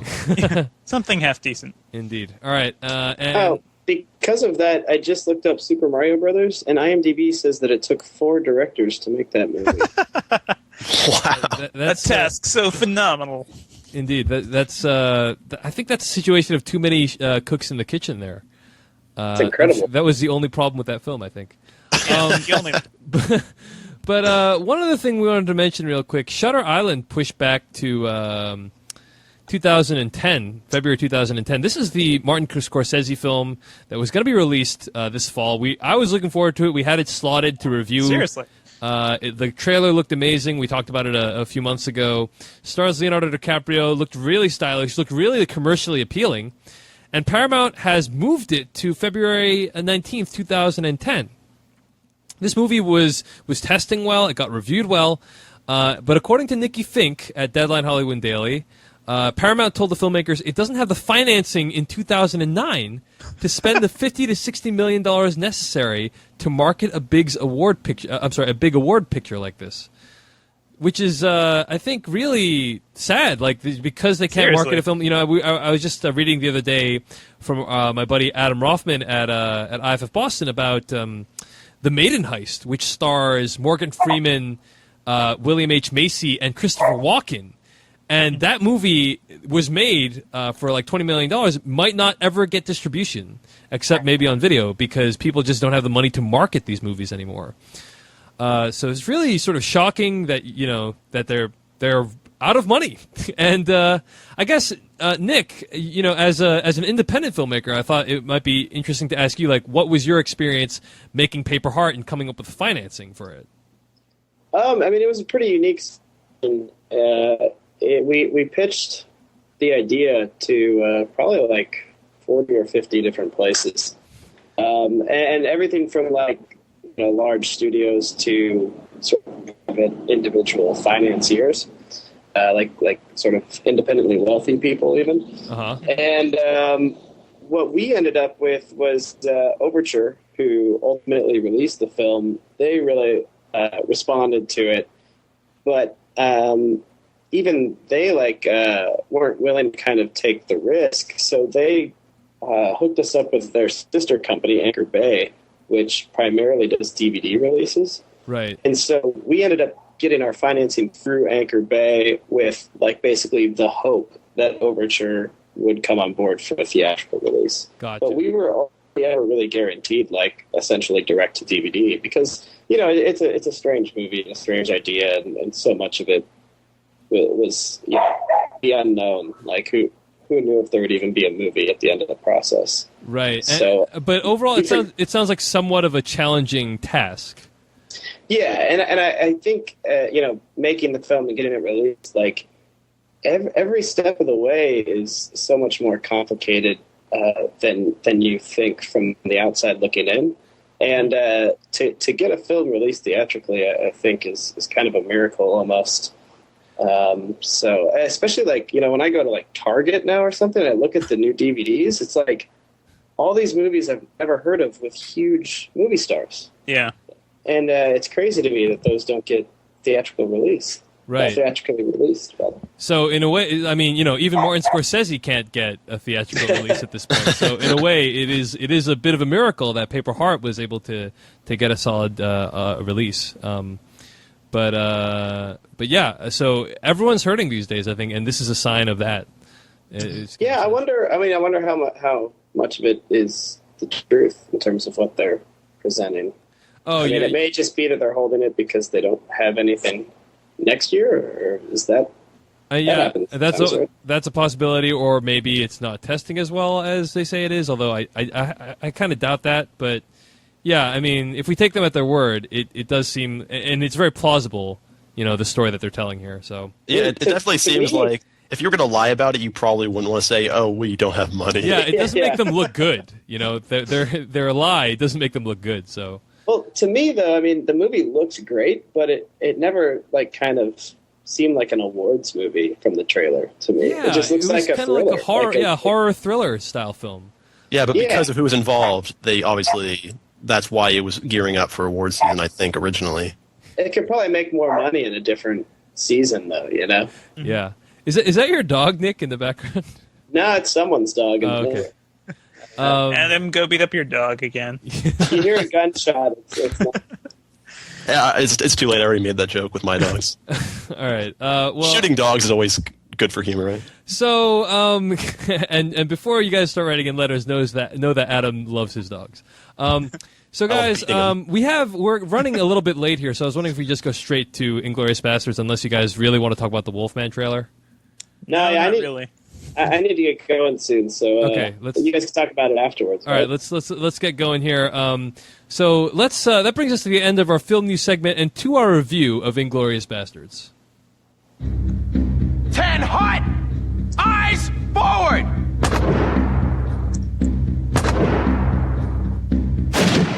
My name is Lieutenant Aldo Ray, and I need me 8 soldiers. We're going to be dropped into France dressed as civilians. We're going to be doing one thing only. Killing Nazis. Yes, sir! Members of the National Socialist Party have conquered Europe through murder, torture, intimidation, and terror. And that's exactly what we're going to do to them. We will be cruel to the German. And through our cruelty, they will know who we are. They will find the evidence of our cruelty in the disemboweled, dismembered, and disfigured bodies of their brothers we leave behind us. And the German will not be able to help themselves from imagining the cruelty their brothers endured at our hands and our boot heels. and the edge of our knives. And the German will be sickened by us. And the German will talk about us. And the German will fear us. Nazi ain't got no humanity. And they need to be destroyed. That was from the trailer of Inglorious Basterds, the latest film from Quentin Tarantino. This is the Filmcast, the official podcast of slashfilm.com, and you can find all of our back episodes at slashfilmcast.com. We're chatting tonight with director Nicholas Jasnovic of Paperheart. And Nick, you saw this movie today, right? Yeah. In preparation for this podcast. Yeah, I mean, I would have seen it earlier. I just was pretty busy this weekend. So, what did you think of Inglorious Basterds? I absolutely loved it, and I went in kind of unsure. Like, I honestly didn't know what to expect, especially because, I never read the script. I specifically avoided the script because I'd just like to see the movie without knowing the story. Do you generally read scripts? Or No, I don't. But this one was so widely circulated, I think a lot of people did. Gotcha. But so, yeah, I specifically avoided reading it. And but then, I kind of followed the reception out of Cannes, which was really mixed. Yes, very mixed reception. Yep. Yeah, and it seems like the critical reception since the theatrical release has been quite a bit better, even though I don't think the cuts are that much different. But yeah, I mean, I absolutely loved it. It's just such, I think a lot of people talk about how he sort of, takes elements and ideas from other movies and kind of cobbles them together. But to me, it still felt tremendously original and unique. And I was very, very pleasantly surprised. I don't know. I mean, I've liked a lot of his movies since Pulp Fiction, but this is maybe the first one since then that I just came out really loving immediately. Very cool. Devindra Harder, what did you think of Inglorious Basterds? Well, I saw this movie, it was last Monday, and I was really I was leaning towards liking it and possibly even loving it. I rewatched it again on Saturday with quite a few people, actually. Dave and Eve from Geeks of Doom, Katie Rich from Cinema Blend, our friend Angie Hahn, and my girlfriend. And it was a packed theater, and that is certainly the way to see this movie because, a crowd of critics is one thing, but a crowd of, rowdy, involved filmgoers, that's something else. That's exactly the crowd you want to see this movie with. I basically came away loving it the second time. I think that's where I'm going to stand. I freaking love this movie. There's going to be a lot to talk about in terms of, all the different things. I know it has issues, and we're going to talk about that as well. But I think, this film in particular, and this is something we've been noticing a lot with Tarantino's films, there's just something, inherently cinematic about them, too. It's almost as if, maybe we even need, a different term to describe them or something, because what he does seems so different than some other directors. It's just, essentially making films that, I feel like they contain things that basically describe why we love movies and what makes great cinema. And this one in particular, a great score, good dialogue, gorgeous cinematography. It feels like a movie lover's movie, and I love it so much for that. Adam Quigley, I'm very curious to hear what your thoughts were. You're the one, I think Devindra will like this, but Adam Quigley is the unknown in my mind as to whether he'll enjoy this film or not. I mean, some context. The film is, quite long. It's 2.5 hours long. And I think Alison Wilmore from IFC put it best when she said, there's really not much action. It's really not sort of what is marketed. The marketing and trailers and commercials make it seem like, oh, this kick-ass, Nazi-killing group of guys. And even the trailer clip we just played you, it's like this group of guys goes in to Nazi Germany and they're scalping Nazis left and right, and that's going to be the whole movie, is this crack team of Nazi scalpers. And that's really not what the movie is at all. I think Alison Wilmore said the ratio of people talking to not action, but the ratio of people talking to just people doing stuff at all is 9-1. Yeah, there's really only about 10 scenes. It felt like. Mm-hmm. Yeah, it's lots of they just go on forever. Extremely long scenes of dialogue and very little action in the entire movie, in the entire 2.5-hour runtime. And I feel like that is the essential brilliance of it, because in these dialogue scenes, especially the first scene, it starts off you not knowing where you are in this movie, and eventually the tension builds to this point where it's almost choking you. Yeah. Well, Adam, quickly, what did you think of the movie overall? literally that past maybe like 2 minutes of you guys talking right there just summarized why this was my favorite movie of the year so far. I absolutely loved it, and I almost wonder if that trailer you were talking about, which yes is incredibly deceptive. Mm-hmm. I saw this movie at a midnight showing because I didn't actually get a screening for it, so my audience clearly was comprised of a lot of Tarantino fans, and they were so amped for it. They were ready to see some Nazis getting their fucking heads blown off and scalped and blown into bits. Like that's what they were hoping for, and it was really interesting to see the reaction. One guy, when I was walking on the theater, actually was like, "What the fuck was that?" But the thing is, like, I'm wondering if the trailer was just the Weinstein Company just being assholes and just trying to deceive the audience in order to get an opening weekend, or it was a deliberate decision by Tarantino, because in many ways I feel like the movie just plays against your expectations with these characters. Because, I mean, at least this is the way I perceived it. I felt like the movie was sort of a study of good and evil and how you see that within different people. And we can get more into that later, specifically to like how it relates, because there's certain characters that like just seem like pure evil, and then you have the protagonist of the films, like the quote unquote protagonist, the bastards, and then they don't actually even seem like they have any honor at all. And once you see specific scenes, and it's interesting to see how it plays out. And yes, to go off what Nick was saying, it really is. There's like 10, maybe 15 scenes in the movie, and all of them are just people sitting around a table talking, for the most part. And you wouldn't think that would be intense, but the context of what's going on and the dialogue and the acting is amazing. It is just so, like you said, like that's exactly that description, Devindra. It feels like it's choking you. I feel like it's perfect. It's just, you feel so invested in what's going on, and it just, every scene leaves this incredible impact. It almost felt like to me that there were the movie was comprised of like a series of short films, and then it actually just happened to have a continuing storyline where all the films related to one another. And I think in some ways that maybe even could be considered a flaw, because there are definitely these story elements and characters even in the film that are introduced and don't really have the obligatory payoff that you'd expect in a lot of movies. Mm-hmm. But I actually kind of love the film for that reason as well, because I feel like Quentin Tarantino was making such an unconventional film that he made it so you had no idea what to expect from one scene to the next, and that was just so refreshing. And again, like I feel like I could appreciate the film on so many different levels that you don't even get to see with other films. And between this and District 9, I think, like, honestly, August, like, perfect ending to a summer ever, which has actually given us a lot of great films so far. And oh god, I absolutely love this film. I can't wait to see it again. And I think that's the best sign. Like, before Saturday, like, I was really itching to see it, and once Saturday hit, I decided I had to see this movie again. And there's something about this that I feel like I'm going to end up watching it several more times in theaters.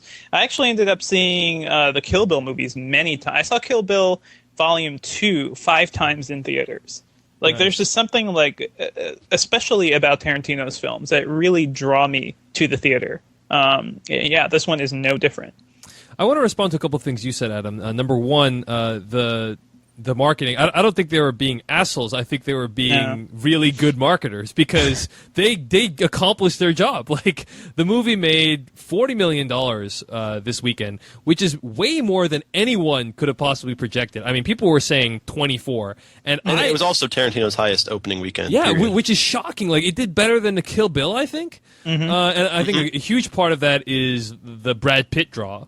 But also, like, they really got people to sort of buy into that, what this movie is going to be, and I think they succeeded. Now, I'm really going to be interested to see what the drop off is next weekend, because I had thought that, like, the word of mouth on this thing would be poisonous. I mean, okay, first, before I continue, I really did enjoy the film, but I didn't think that it's something that's, mainstream audiences would embrace. So I'm really curious to see what the second weekend is. And speaking of second weekends, unfortunately, District 9 had I said last week, I don't think District 9 will drop more than 50%. And I think it dropped, like, exactly 50%. So it didn't do as well as I thought it would. It dropped significantly. Obviously, financially, it's going to be just fine. But that was a little disappointing. Although maybe next week, not much is opening, only like taking Woodstock and Final Destination. So we'll see, Inglorious Basterds District 9 on the chart next week, and I think it'll be interesting to see how that plays out.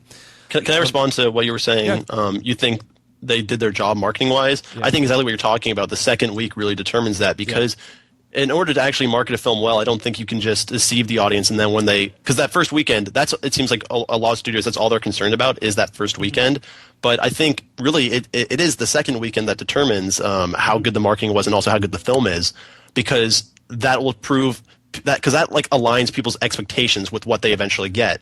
If, like you said, if word of mouth is really bad, which I would not be surprised. I mean, like, even though we loved it and a lot of people, as far as how you perceive the film online goes, the reviews have been really positive. I think just message boards and stuff, all that stuff has been positive. But that's also a lot of Tarantino fans.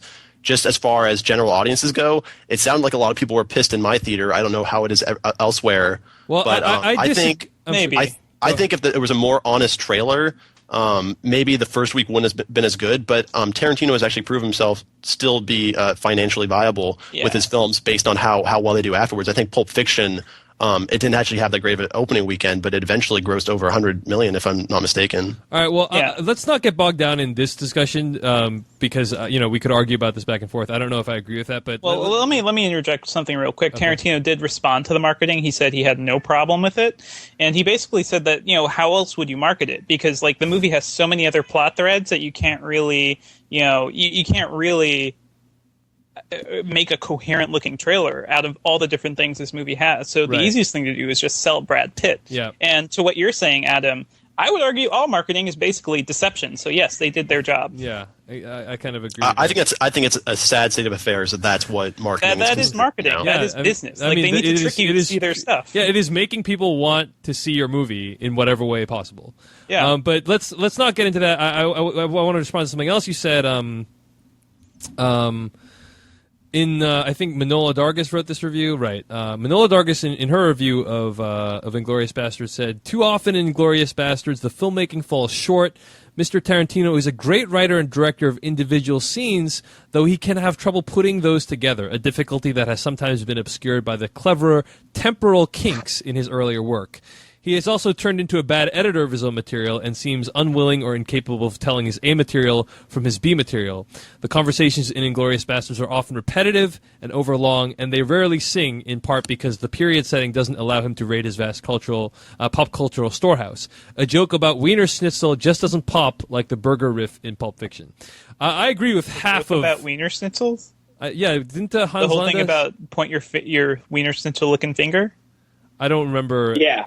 That's it? Like that's funny for another reason.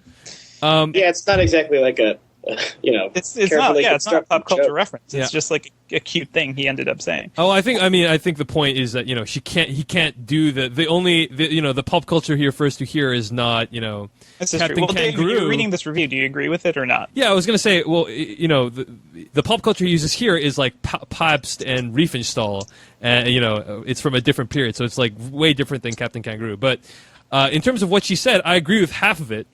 I agree that occasionally, like, the sort of coherence of these scenes together can sometimes seem a little bit disjointed. Like you said, it's like 5 short films in some ways, and I don't have a problem with it, but I can see why you might. What I don't agree with here is that she says here the scenes are repetitive and overlong, and I kind of reveled in how the scenes were put together. Exactly. Like, if you watch the opening sequence in Pulp Fiction, the assassination with Vincent Vega and what's Samuel L. Jackson's name in that movie?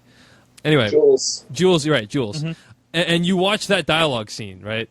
Like, when they're talking with Brett and like something bad's about to happen, every single thing about that scene is designed to engineer a sense of dread in you. The way the dialogue is structured, who speaks at what time, the way the camera cuts from one character to another or doesn't cut sometimes, where the camera is placed in the room, what you see in the room and what you don't see. Everything about that scene is designed to sort of make you like dread what's coming next, and that's kind of like this entire film. It's kind of like that sort of style of filmmaking taken to its logical conclusion. He's perfected it. Basically. Yeah, he's perfected it. He's honed it. He's perfected it, and he just does that over and over again, but in slightly different ways that still make it worth watching. Like, every single time there's an extended scene in this film, and here's the thing: anytime in a movie that there's a scene longer than, say, 5 minutes, it doesn't feel right in the modern era. Like you know, scenes of dialogue are not supposed to go on for that long, and whenever a scene does go on that long, you feel like it just doesn't feel right. Like you feel like, you know, something's not right here, and like the filmmaker is trying to communicate something to me that I'm not quite sure of yet. And of course, Tarantino slowly reveals those things to you. You see this with the opening scene. You see this. I'm not going to say anything that happens in these scenes, but you see in the opening scene. You see it in the scene at the restaurant where they're eating the dessert. You see it in the bar scene, right?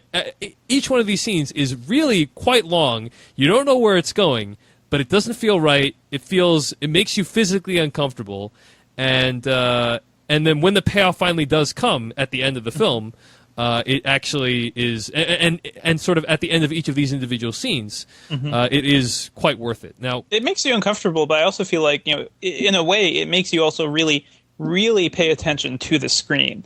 And this is something that, you know, like we're saying, most scenes don't last very long in modern movies. To actually pay attention to the screen and look at every bit of dialogue and pay particular attention to how a character stuffs his pipe or puts, you know, cream on, what was it, a strudel? Yeah. Like, all those little things really build up the scenes, for me at least. Yeah, that's really true. It's just that focus on the screen that you don't really see too often. Yeah, there's a sort of... And then on top of that, once you actually get to the payoff, the really frenetic but very brief action, right. It's like so intense and so fast-paced, and the shots are so quick that it's almost overwhelming. Like you were saying, like the tension just keeps building, and then bam, once that impact hits, it is just really, really powerful. Yeah, it's like, you know, I was reading an interview, I think at Chud.com, a long time ago about the Bourne Ultimatum. And you guys remember that scene in the Bourne Ultimatum where Jason Bourne is leading, what do you call it, Paddy Considine through the London terminal. And that's like one of the most tense scenes in an action movie ever, but there's no action in it whatsoever. And you know, it's like this 5-10 minute long sort of scene where he's leading him through, and you're like, oh my gosh, what's going to happen? It's a great scene, great music by John Powell, and then at the end of it, finally, Bourne takes out 5 guys that attack Paddy Considine, and you know, when that happens, it's like relief, you know, and in a way, it's very much like sex. The scene is very much like sex, and so are these scenes. There's a lot of tension, a lot of building, and finally, when the violence comes, it's like And I was really hoping we were going to talk about sex. Definitely, Yeah. it is very much like you know, it's like orgasm. So yeah, So Dave Chen's pull quote, Inglorious Basterds is Quentin Tarantino's orgasm on the screen. Exactly right. And all over our faces. Exactly right. Exactly right. Reminds me of that Blade 2 review. Inglorious Basterds. Nick, go ahead. I was just saying it reminds me of Harry's old Blade 2 review. Yes, that was a great review. What did he say? That was a review where he basically compared the entire movie to Cunnilingus. Ah, nice. It was great. It's a class. Performing it on the audience through the screen. So, well, we got guys. We want to talk about some specific scenes, but we can't do that until we get to spoilers. And by the way, Nick, I believe you have to go pretty soon. So if you need to go, feel free to just let us know. Okay. But the one thing I wanted to mention before we get to anything specific is we gotta give a shout out to Christoph Waltz, who plays Hans Landa, and who I think, you know, deserves an award of some sort for his performance. He deserves all the awards at this point. As of right now, I think he's fully earned the Best Actor Oscar for this year. Even though I don't even care about the Oscars, I still feel like since that really is considered the highest honor, he hands down deserves it. And unless someone better, which is really unlikely, comes along, it's all him. So Christoph Waltz plays Hans Landa, who's an SS officer. They call him the Jew Hunter because he is really freaking smart and charismatic and charming and also menacing. You know, like he is the perfect encapsulation of a Bond villain, but without the cartoonishness. He's everything you want in a bad guy, and he plays it pitch perfect. And there's, you know, that's actually what a lot of people said is the problem with the movie is that no one really is his equal in the film. Even, you know, Brad Pitt's sort of scenery chewing Aldo Rain is kind of not really a good foil for Hans Landa because Landa is just too brilliant, and Waltz's performance here is the show stealer. Any thoughts on that, guys? I don't see how that's a negative. Yeah. Yeah. I don't think it ruins the movie. I don't feel like this is a conventional enough film to say like it has a clear protagonist and antagonist. Right. Like that's not how the film functions. It's not that's not the way you perceive it while you're watching it. I feel like this may be people putting their own structure of how films, like what they should adhere to, all against the film. And when really we should just be celebrating this guy for his amazing performance and how much it adds to the film. Yeah. And I think overall, like, Tarantino has a history of making really charismatic, evil characters, be it, some of the protagonists in Pulp Fiction and, the villains, and all the way down the line. Just look at the way he used David Carradine in Kill Bill Volume 2.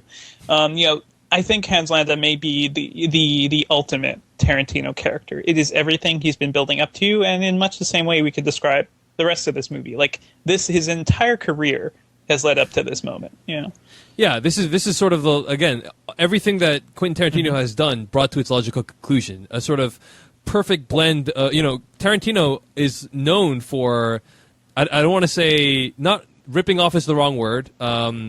His taking a great deal of inspiration from movies past, and but also making them his own. And this is, I think, very much sort of the logical conclusion of that type of style of filmmaking. Like Inglorious Basterds, I mean, we have never seen anything like this. And one of the things I wanted to bring up is, one of the things I love about the movie and about Hans Landa is the way he effortlessly floats from language to language, showing in a subtle way how freaking smart he is. And this movie is very international. Like 2/3 of the movie, 2/3 of the movie, I'd say, is in a different language. Well, they even comment incredible. on that too, like about how can you Americans speak any other language? Yeah, but English? yeah, and I felt really bad because you look at Hans Landa, who can speak German, French, Italian, like perfectly, and English. Yeah. Nick, were you going to say something about this? Oh, that was just one thing that really stood out for me. Like, it's incredible how successful the film is financially, considering that it's essentially a foreign film in terms of how many subtitles there are. And most American audiences don't really come out for those movies. Yeah, definitely. And I kind of, but I think you would never watching the trailer, you would never know that 2/3 of it is in a different language. I do want to point out that kind of. There's a lot of Quentin Tarantino does put a lot of attention to detail in his films, and this is sort of one sign of it. Again, going back to Kill Bill, Lucy Liu, who is Chinese in that film. I'm sorry, I'm Chinese in real life. Plays half Japanese, I think, in that film. And so I don't think it's. The one thing that wasn't really attended to detail is it's kind of impossible for a half Japanese person to be the head of the Japanese mafia, but what was good, what was sort of showed sort of his meticulousness, is that he was saying to Lucy Liu, look, if we're gonna do this in Japanese, you need to be able to know this backwards and forwards. These lines need to sound perfect. It can't be like an American trying to speak Japanese. It's like someone that's been speaking Japanese their entire life. And when I saw, one of my friends saw the movie with a Japanese person who knew Japanese, and they were saying how you could kind of tell that Lucy Liu is not a native Japanese speaker, but you could tell they really worked hard at making it seem authentic. And I think that's true here as well. The fact that the movie is not entirely in English speaks to sort of this world that Tarantino is trying to create, and I think he does it quite successfully. His takes are really long too, so you can imagine the challenge for the actors having to learn a new language. Yeah, definitely. It's incredible. I think Marion Cotillard of Public Enemies this past summer learned her entire script by rote memorization.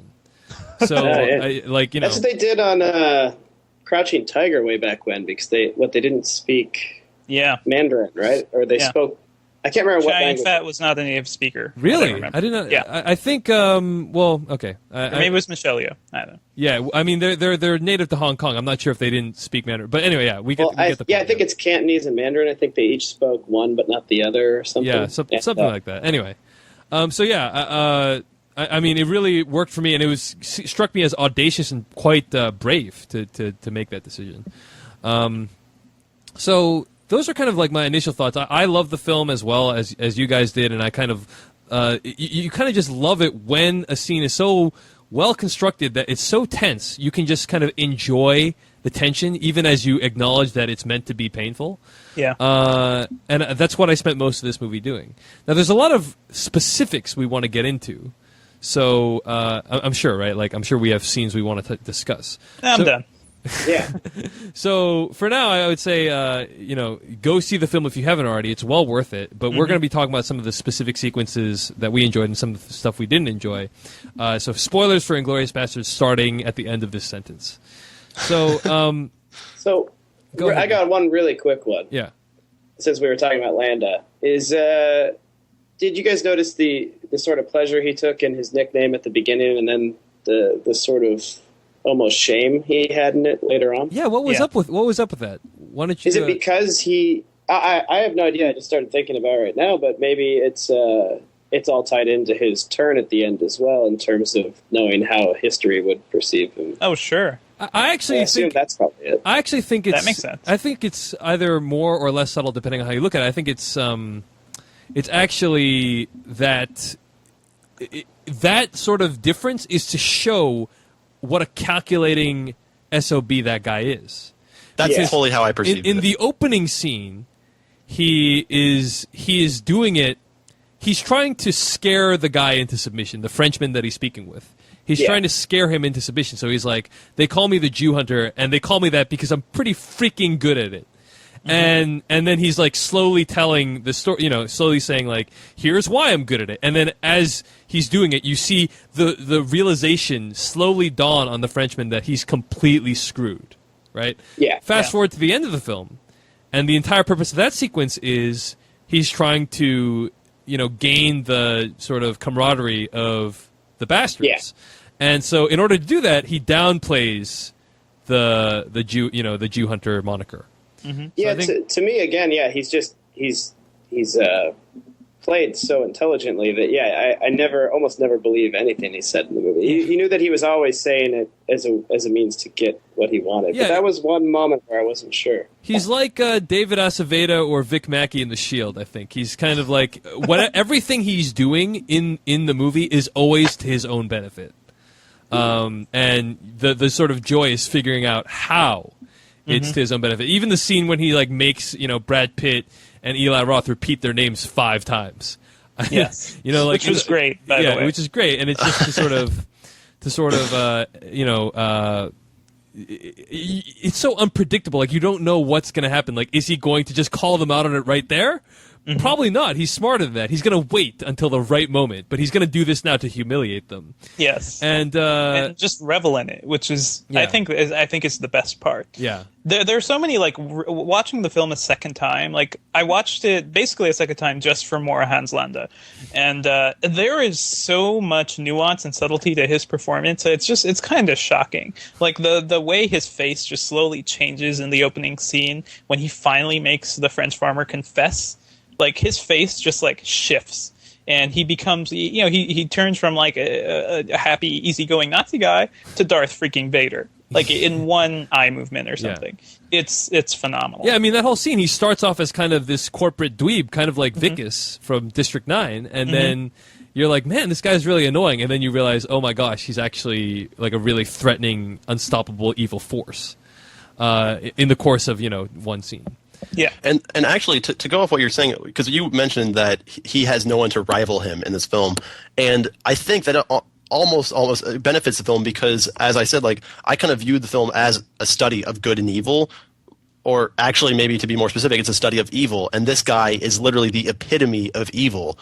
You see him do things not because he truly believes in what he's doing, and as we were talking about the opening scene where he's like describing the moniker, the Jew Hunter.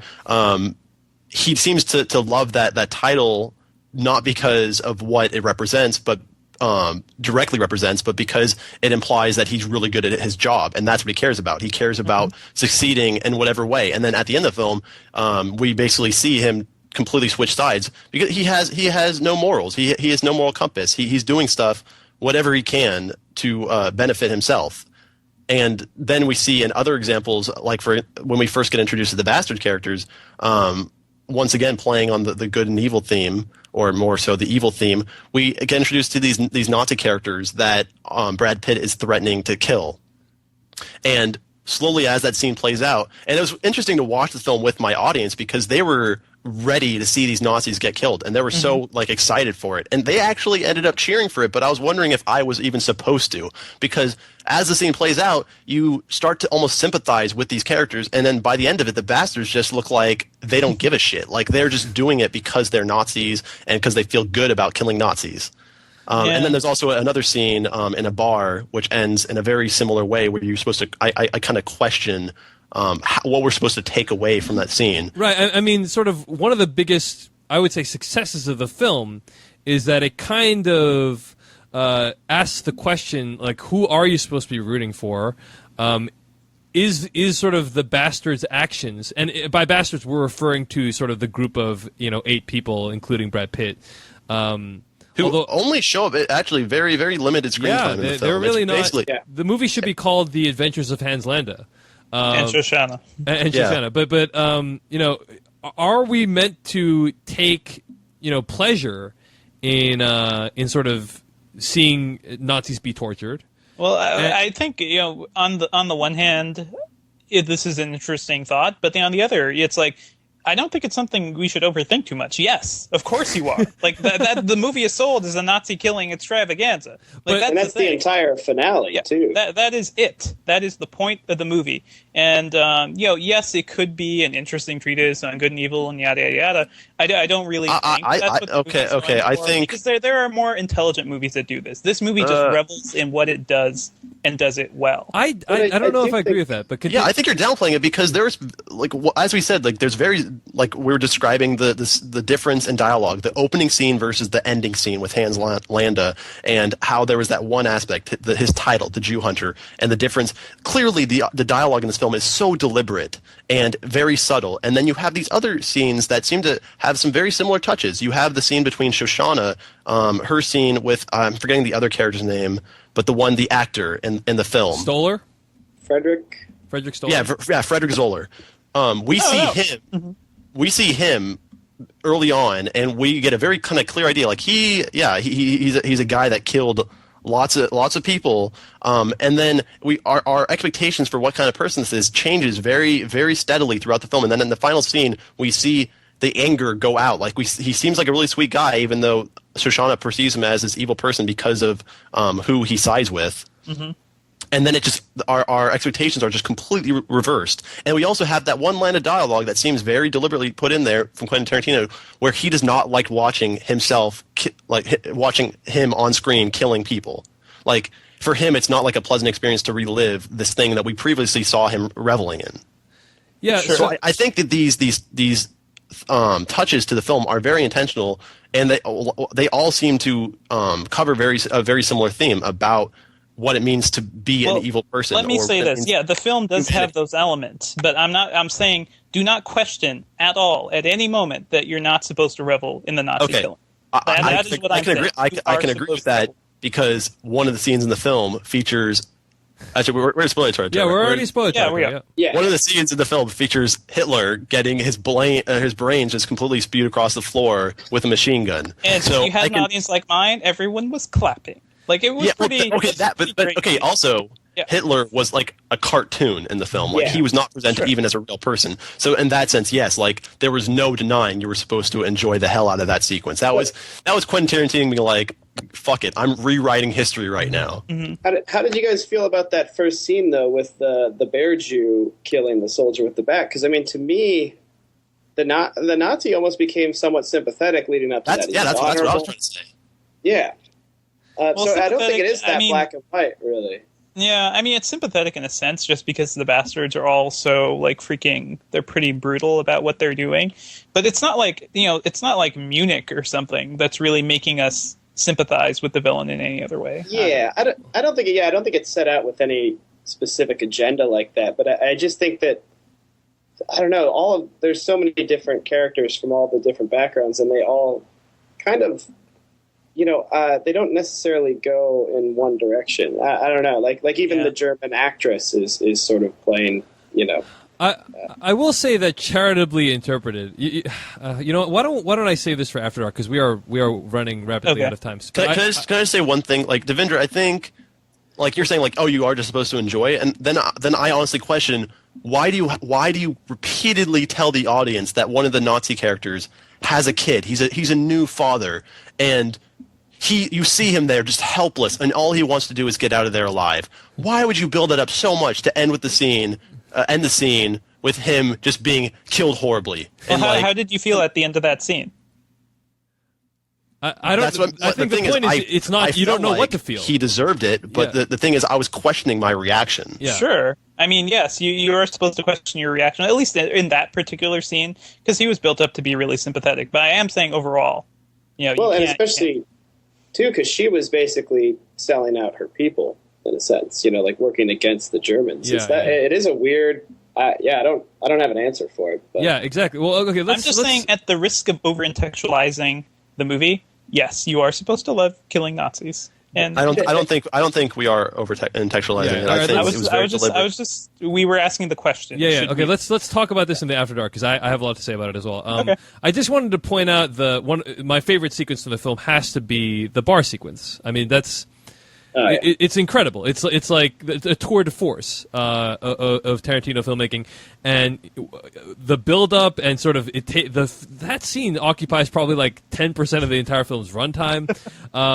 It's like over 20 minutes long. It's Everything really about that scene is amazing, and specifically, like the performances are all amazing. The way it builds up so slowly, and the reveal, my favorite part, the reveal of the Major, right? Yeah. And I was talking with our buddies. Someone's IMing me right now and saying it's 22 minutes long. I don't know how they know that, but that sounds about plausible. The reveal of the Major is so amazing because you haven't seen the Major until he comes onto the screen, and when he's walks up, I'm sorry, what? Yep. Yeah, he's in the corner. He's like around a corner. Right? And when he gets up, right? First of all, you're horrified because there's like this sort of disorienting feeling you get when you see someone is there that you didn't know was there.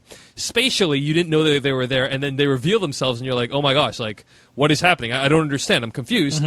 He walks slowly towards the phonograph and turns it off, and then you see everyone in the background, and then all of a sudden it hits you like, oh, that's where he was the entire time. That realization that he's been hearing everything and what's the anticipation of what's about to come was brilliant. And I was talking with Jeff Canada from Totally Rad Show and also Katie Rich from Cinema Blend about this, and they were saying, Jeff said, what's so awesome about this movie is like some of the way they build stuff up to have it like, pay off or even not pay off. Like, what was the guy named Hans Stiglitz or something? What was his name in that scene? Hugo Stiglitz. Hugo Stiglitz? Yeah. Like, they spent like 5 minutes of the movie making him out to be this this complete badass. And he totally was. But the only reason for that buildup, or one of the few reasons for that, was just because to make that scene like 5 times more tense. Yes. Than it would have otherwise been. And like the guy that he obviously killed some dudes, but you don't get to see like him doing you don't get to see him like take out a room full of guys and live. Yeah. Like the whole purpose of that buildup was just to make that one scene more tense.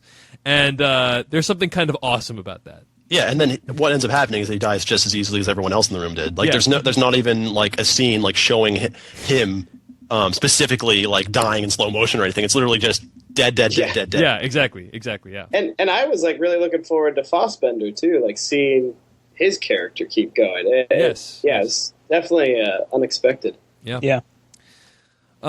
So any other sort of Devindra, you had mentioned you thought that there were some flaws of this movie, and I was wondering if you could go into that a little bit. I mean, there are a couple things I can think of, but the more I talk about this movie, the less they seem to matter. I do think I think some of the music cues may just be a little out of place for many of the scenes.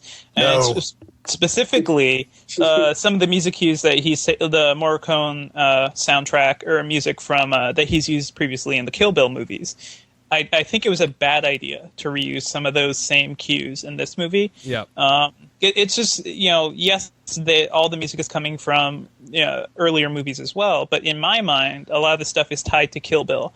And there's one specific scene, like when Shoshana is putting the letters on the theater thing, and then the SS drive up, and there's that cue that's from the club fight scene in Kill Bill Volume 1. It doesn't seem to fit, and it just took me out of the movie. So there were a couple of those I was a little annoyed at. Also, at the very end, if you think about it, Shoshana's boyfriend really got behind that screen very easily. Like, he was able to walk through the theater, which contains Hitler and all the high-ranking Nazi officials, with no security guards. And he's able to walk like outside. Probably like a side hallway or something. No, he walked through the main entrance. The main hallway, he strolled on out. He walked outside the theater and walked to the side door. But there was no security, which is kind of ridiculous if you think about it. But also, at the end of the movie, Hitler is brutally murdered. I don't know if you know that. Yeah. No, I'm just saying that seems an interesting nit to pick, given that, you know, there's other plot holes in the movie that are I really thought Devindra was going to go right into cat people, too, with that music talk. Oh, no, I loved cat people. That was awesome. Yeah. I freaking loved it. I loved all the music cues. One of the things that I kind of had an issue with about this movie is it kind of commits the cardinal sin that The Day After Tomorrow commits, which is the Roland Emmerich disaster film, which is that it makes the sort of main storyline for the main characters almost completely inconsequential to the outcome of the film. Mm-hmm. Like, you could argue, maybe Hitler would have gotten out alive if the bastards weren't there to finish him off. You know, maybe he would have gotten some protection or something. But otherwise, like, without the bastards, like, everything in the movie would have happened anyway. You know what I'm saying? That's what I was saying, where I kind of felt like it was like a series of little stories with just a sort of overarching story, but that I didn't feel like that's like, this is the actual story you're getting out of the film. This is what everything's supposed to pay off to this one thing. Mm-hmm. Because otherwise, there's all these characters that don't even relate to that story. Right. So, like Lost, it's all about the journey and less about what's going to end up happening. Is that what you're saying, Adam? Oh, I think even like Landa's turn is sort of unexpected, and their plan wouldn't have worked without that technically either. Because if Landa had gone back, I mean, they probably would have noticed that the doors were locked up and everything. Yeah. So, but anyway, that was just something that kind of I was like, but the movie has so much else to recommend it that it's really not a big issue for me, unlike The Day After Tomorrow. So why don't we wrap things up, just give our closing thoughts on the film. Let's start with Adam. Okay, well, this movie ends with a line that we haven't even mentioned, but it kind of shows how. I mean, people generally associate this as a negative, but Quentin Tarantino really is a self-indulgent filmmaker.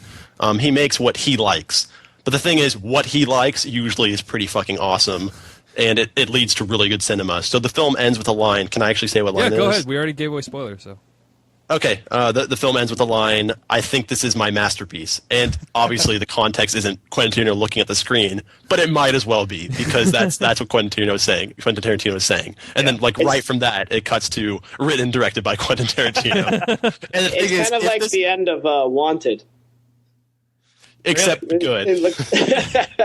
I hated that moment in Wanted, but it's kind of like a similar, like, it's just all of a sudden gets completely self-conscious and reflective. Right. The thing is, for me, it worked because the movie up until that point had earned it. Like, if the movie was just kind of mediocre, I would have been like, that's some really irritating self-indulgent bullshit. But because the movie was friggin' incredible, I was like, well done, Quentin Tarantino, well done. Yeah, could you imagine if the movie was just terrible and it ended there? Yeah, that would not have been deserved at all. But it was amazing, so it earned it. And there are people that do think it is terrible, so that's another. Yeah. But it's such a ballsy risk to take. Yep. You know, he's really putting it all out there. Nick, which is actually that's what makes it so much more awesome. It's not because it's like Quentin Tarantino knew he was making this amazing of a movie. Yeah. Nick Jasnovic, closing thoughts on Inglorious Basterds. Should people see it? Yeah, definitely. I mean, I did. I really loved it. It just seemed like, a movie that was in love with movies, like most of his movies do. But this one worked really well for me. And I can't recommend it enough. I mean, even like, we're talking about the finale, and I did kind of want to start cheering, and I wasn't sure if that was the correct response or not. But it just felt like everything had been building to that. And I cheer too. Devindra Hardwar, closing thoughts on Inglorious Basterds. Yeah, I'm going to echo all these sentiments. I freaking loved it. Everyone should see this movie. If you're a film fan, see it multiple times in theaters. It'll definitely payoff. Completely agreed. I can't wait. I've seen it once. I can't wait to see it again. It's one of those movies that I think can be enjoyed multiple times, and you can still kind of grasp you can still get yourself in the mood that you were in the first time that you saw it. Because, again, so much of it is about the filmmaking and sort of the way the scenes are set up, as opposed to what actually is, as opposed to plot lines actually unfurling in those scenes, Yeah. So, all right, that brings us to the end of this episode of the Slash Filmcast.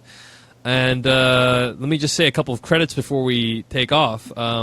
First of all, music for our podcast comes courtesy of the PodSafe Network at music.podshow.com. The bands we use are Point22 at point22.com and Brad Sucks at bradsucks.net. You can find all of our back episodes at slashfilmcast.com, and you can email us at slashfilmcast@gmail.com. You can also call and leave a voicemail at 781-583-1993. And we usually talk about voicemails and emails during the Slash Filmcast After Dark, which is the period immediately following the Slash Filmcast when we just hang around. I want to give a big shout-out to some people that have donated this week to the Slash Filmcast. Again, all of your donations help keep this show going. And you can donate by going to slashfilmcast.com and using the PayPal links on the left side. Big thanks to Tom S. from Clark, Missouri, David McVeigh from the Geek Actually podcast at geekactually.com, as well as Ed from the United Kingdom. We really appreciate it. Also, big thanks to Melissa H. and John Hill for becoming subscription donors. You can do that for the low price of $2 per month. Any donation over $10 will get you and your website mentioned on the air. We want to give a shout-out to also our buddies over at the Seen Unseen podcast. That's SCENEUNSEEN podcast.com. They'll be reviewing Inglorious Basterds as well and talking about their favorite Splatterfest movies. So check their podcast out at Seen Unseen Podcast. And finally, a big shout-out to Eve and Dave from geeksofdoom.com for hanging with us in the chat room tonight and for moderating. Really appreciate them. Go check out geeksofdoom.com. Great site for everything geek-related.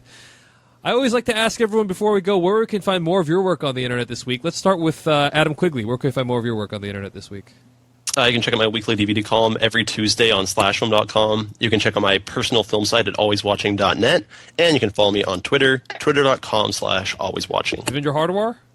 You can find me writing on slashfilm.com. You can find me on Twitter at twitter.com/Devindra. You can find everything I do at devindra.org, including the Symbiotic Podcast, my new tech show. And you can find me at twitter.com/Dave Chensky, that's Dave Chen SKY, and facebook.com/Chen David. You can also go to davechen.net, which is my personal blog where I put recordings of conversations I have with people. I actually did a conversation with Jeff and Katie about District 9 and Inglorious Basterds because I knew that this movie would have way more stuff that we could fit into one podcast. So check that out if you want some more discussion about the film. And, of course, I want to ask our guest tonight, Nick Jasnovic. Do you have an online presence or anything that people can find your work online? Or? Well, basically, I've been using the Paper Heart Twitter account, which is Paper Heart Movie. Charlene and I have been posted on there, but I don't think I'm going to continue personally after this. Aww. And I just don't get it. And then I have a YouTube channel, which is Maple Street, one word, and there's a lot of shorts on there. And then if you look at the favorites, there's also a lot of shorts that I've directed that other people have uploaded. So there's a lot of fun stuff on Maple there. Street, youtube.com/MAPLE Street. Is that right? STREET. Yes, Right, that's correct. Got it. All right. And Paper Heart is out in theaters right now. Is that correct? Yeah, it's out in theaters right now. Kind of limited. I'm not sure if it's in your city, but if it is, please go check it out. Support independent film. Did you do the? I'm looking at Maple Street right now. Did you do the "Impossible is the opposite of possible" parody video? Yeah. That was the first thing Michael and I ever worked on together. That video is pretty awesome. So thanks, I did not know that you made that, but that's great. You guys know the parody of the Alexei Vayner video, the guy who did the iBanking video. He's like, "Impossible is nothing." Anyone? I think so. I think I actually saw the video you're talking about. I didn't know what it was a parody of, but I remember thinking that video was hilarious. It had Michael Cera in it, right? Yeah, it had Michael Cera in it, but it was a parody of this guy who submitted a video resume to apply to investment banks. I think he tried to apply to Bear Stearns or something like that. And it was like him. The video was called "Impossible is Nothing," and it was like him sort of talking into the camera and doing like various things like, you know, ballroom dancing with a scantily clad woman, lifting like bench pressing like 500 pounds. It was like this over the top like thing that was like completely genuine. And they Nick Jasnovic and Michael Cera made a parody video of it that's pretty hilarious. So yeah, I just looked it up, and I totally remember this, and I remember laughing my ass off. yeah. So well done. Check out youtube.com/Maple Street and go see Paper Heart in theaters now.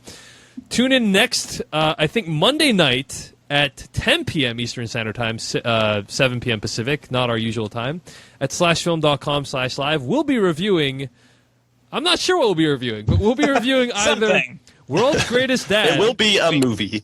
Some moving. What comes out this week? Well, we're probably not going to be reviewing anything that comes out this week, but we'll be reviewing either World's Greatest Dad or Thirst, one of those. And the I reason highly being, recommend World's Greatest Dad. Yes, and I would recommend Thirst. So we're, you know what? This week, people have been giving me crap about not updating slashfilm.com/live. This week, I will update slashfilm.com/live with the time of the next episode and also what movie we'll be reviewing. So check that out if you really want to see a movie that we're going to be talking about before we actually talk about it. All right, guys, thanks for tuning in. That brings us to the end of this episode of the Slash Filmcast, the official podcast of slashfilm.com. We're out. It's a little bit hard to understand what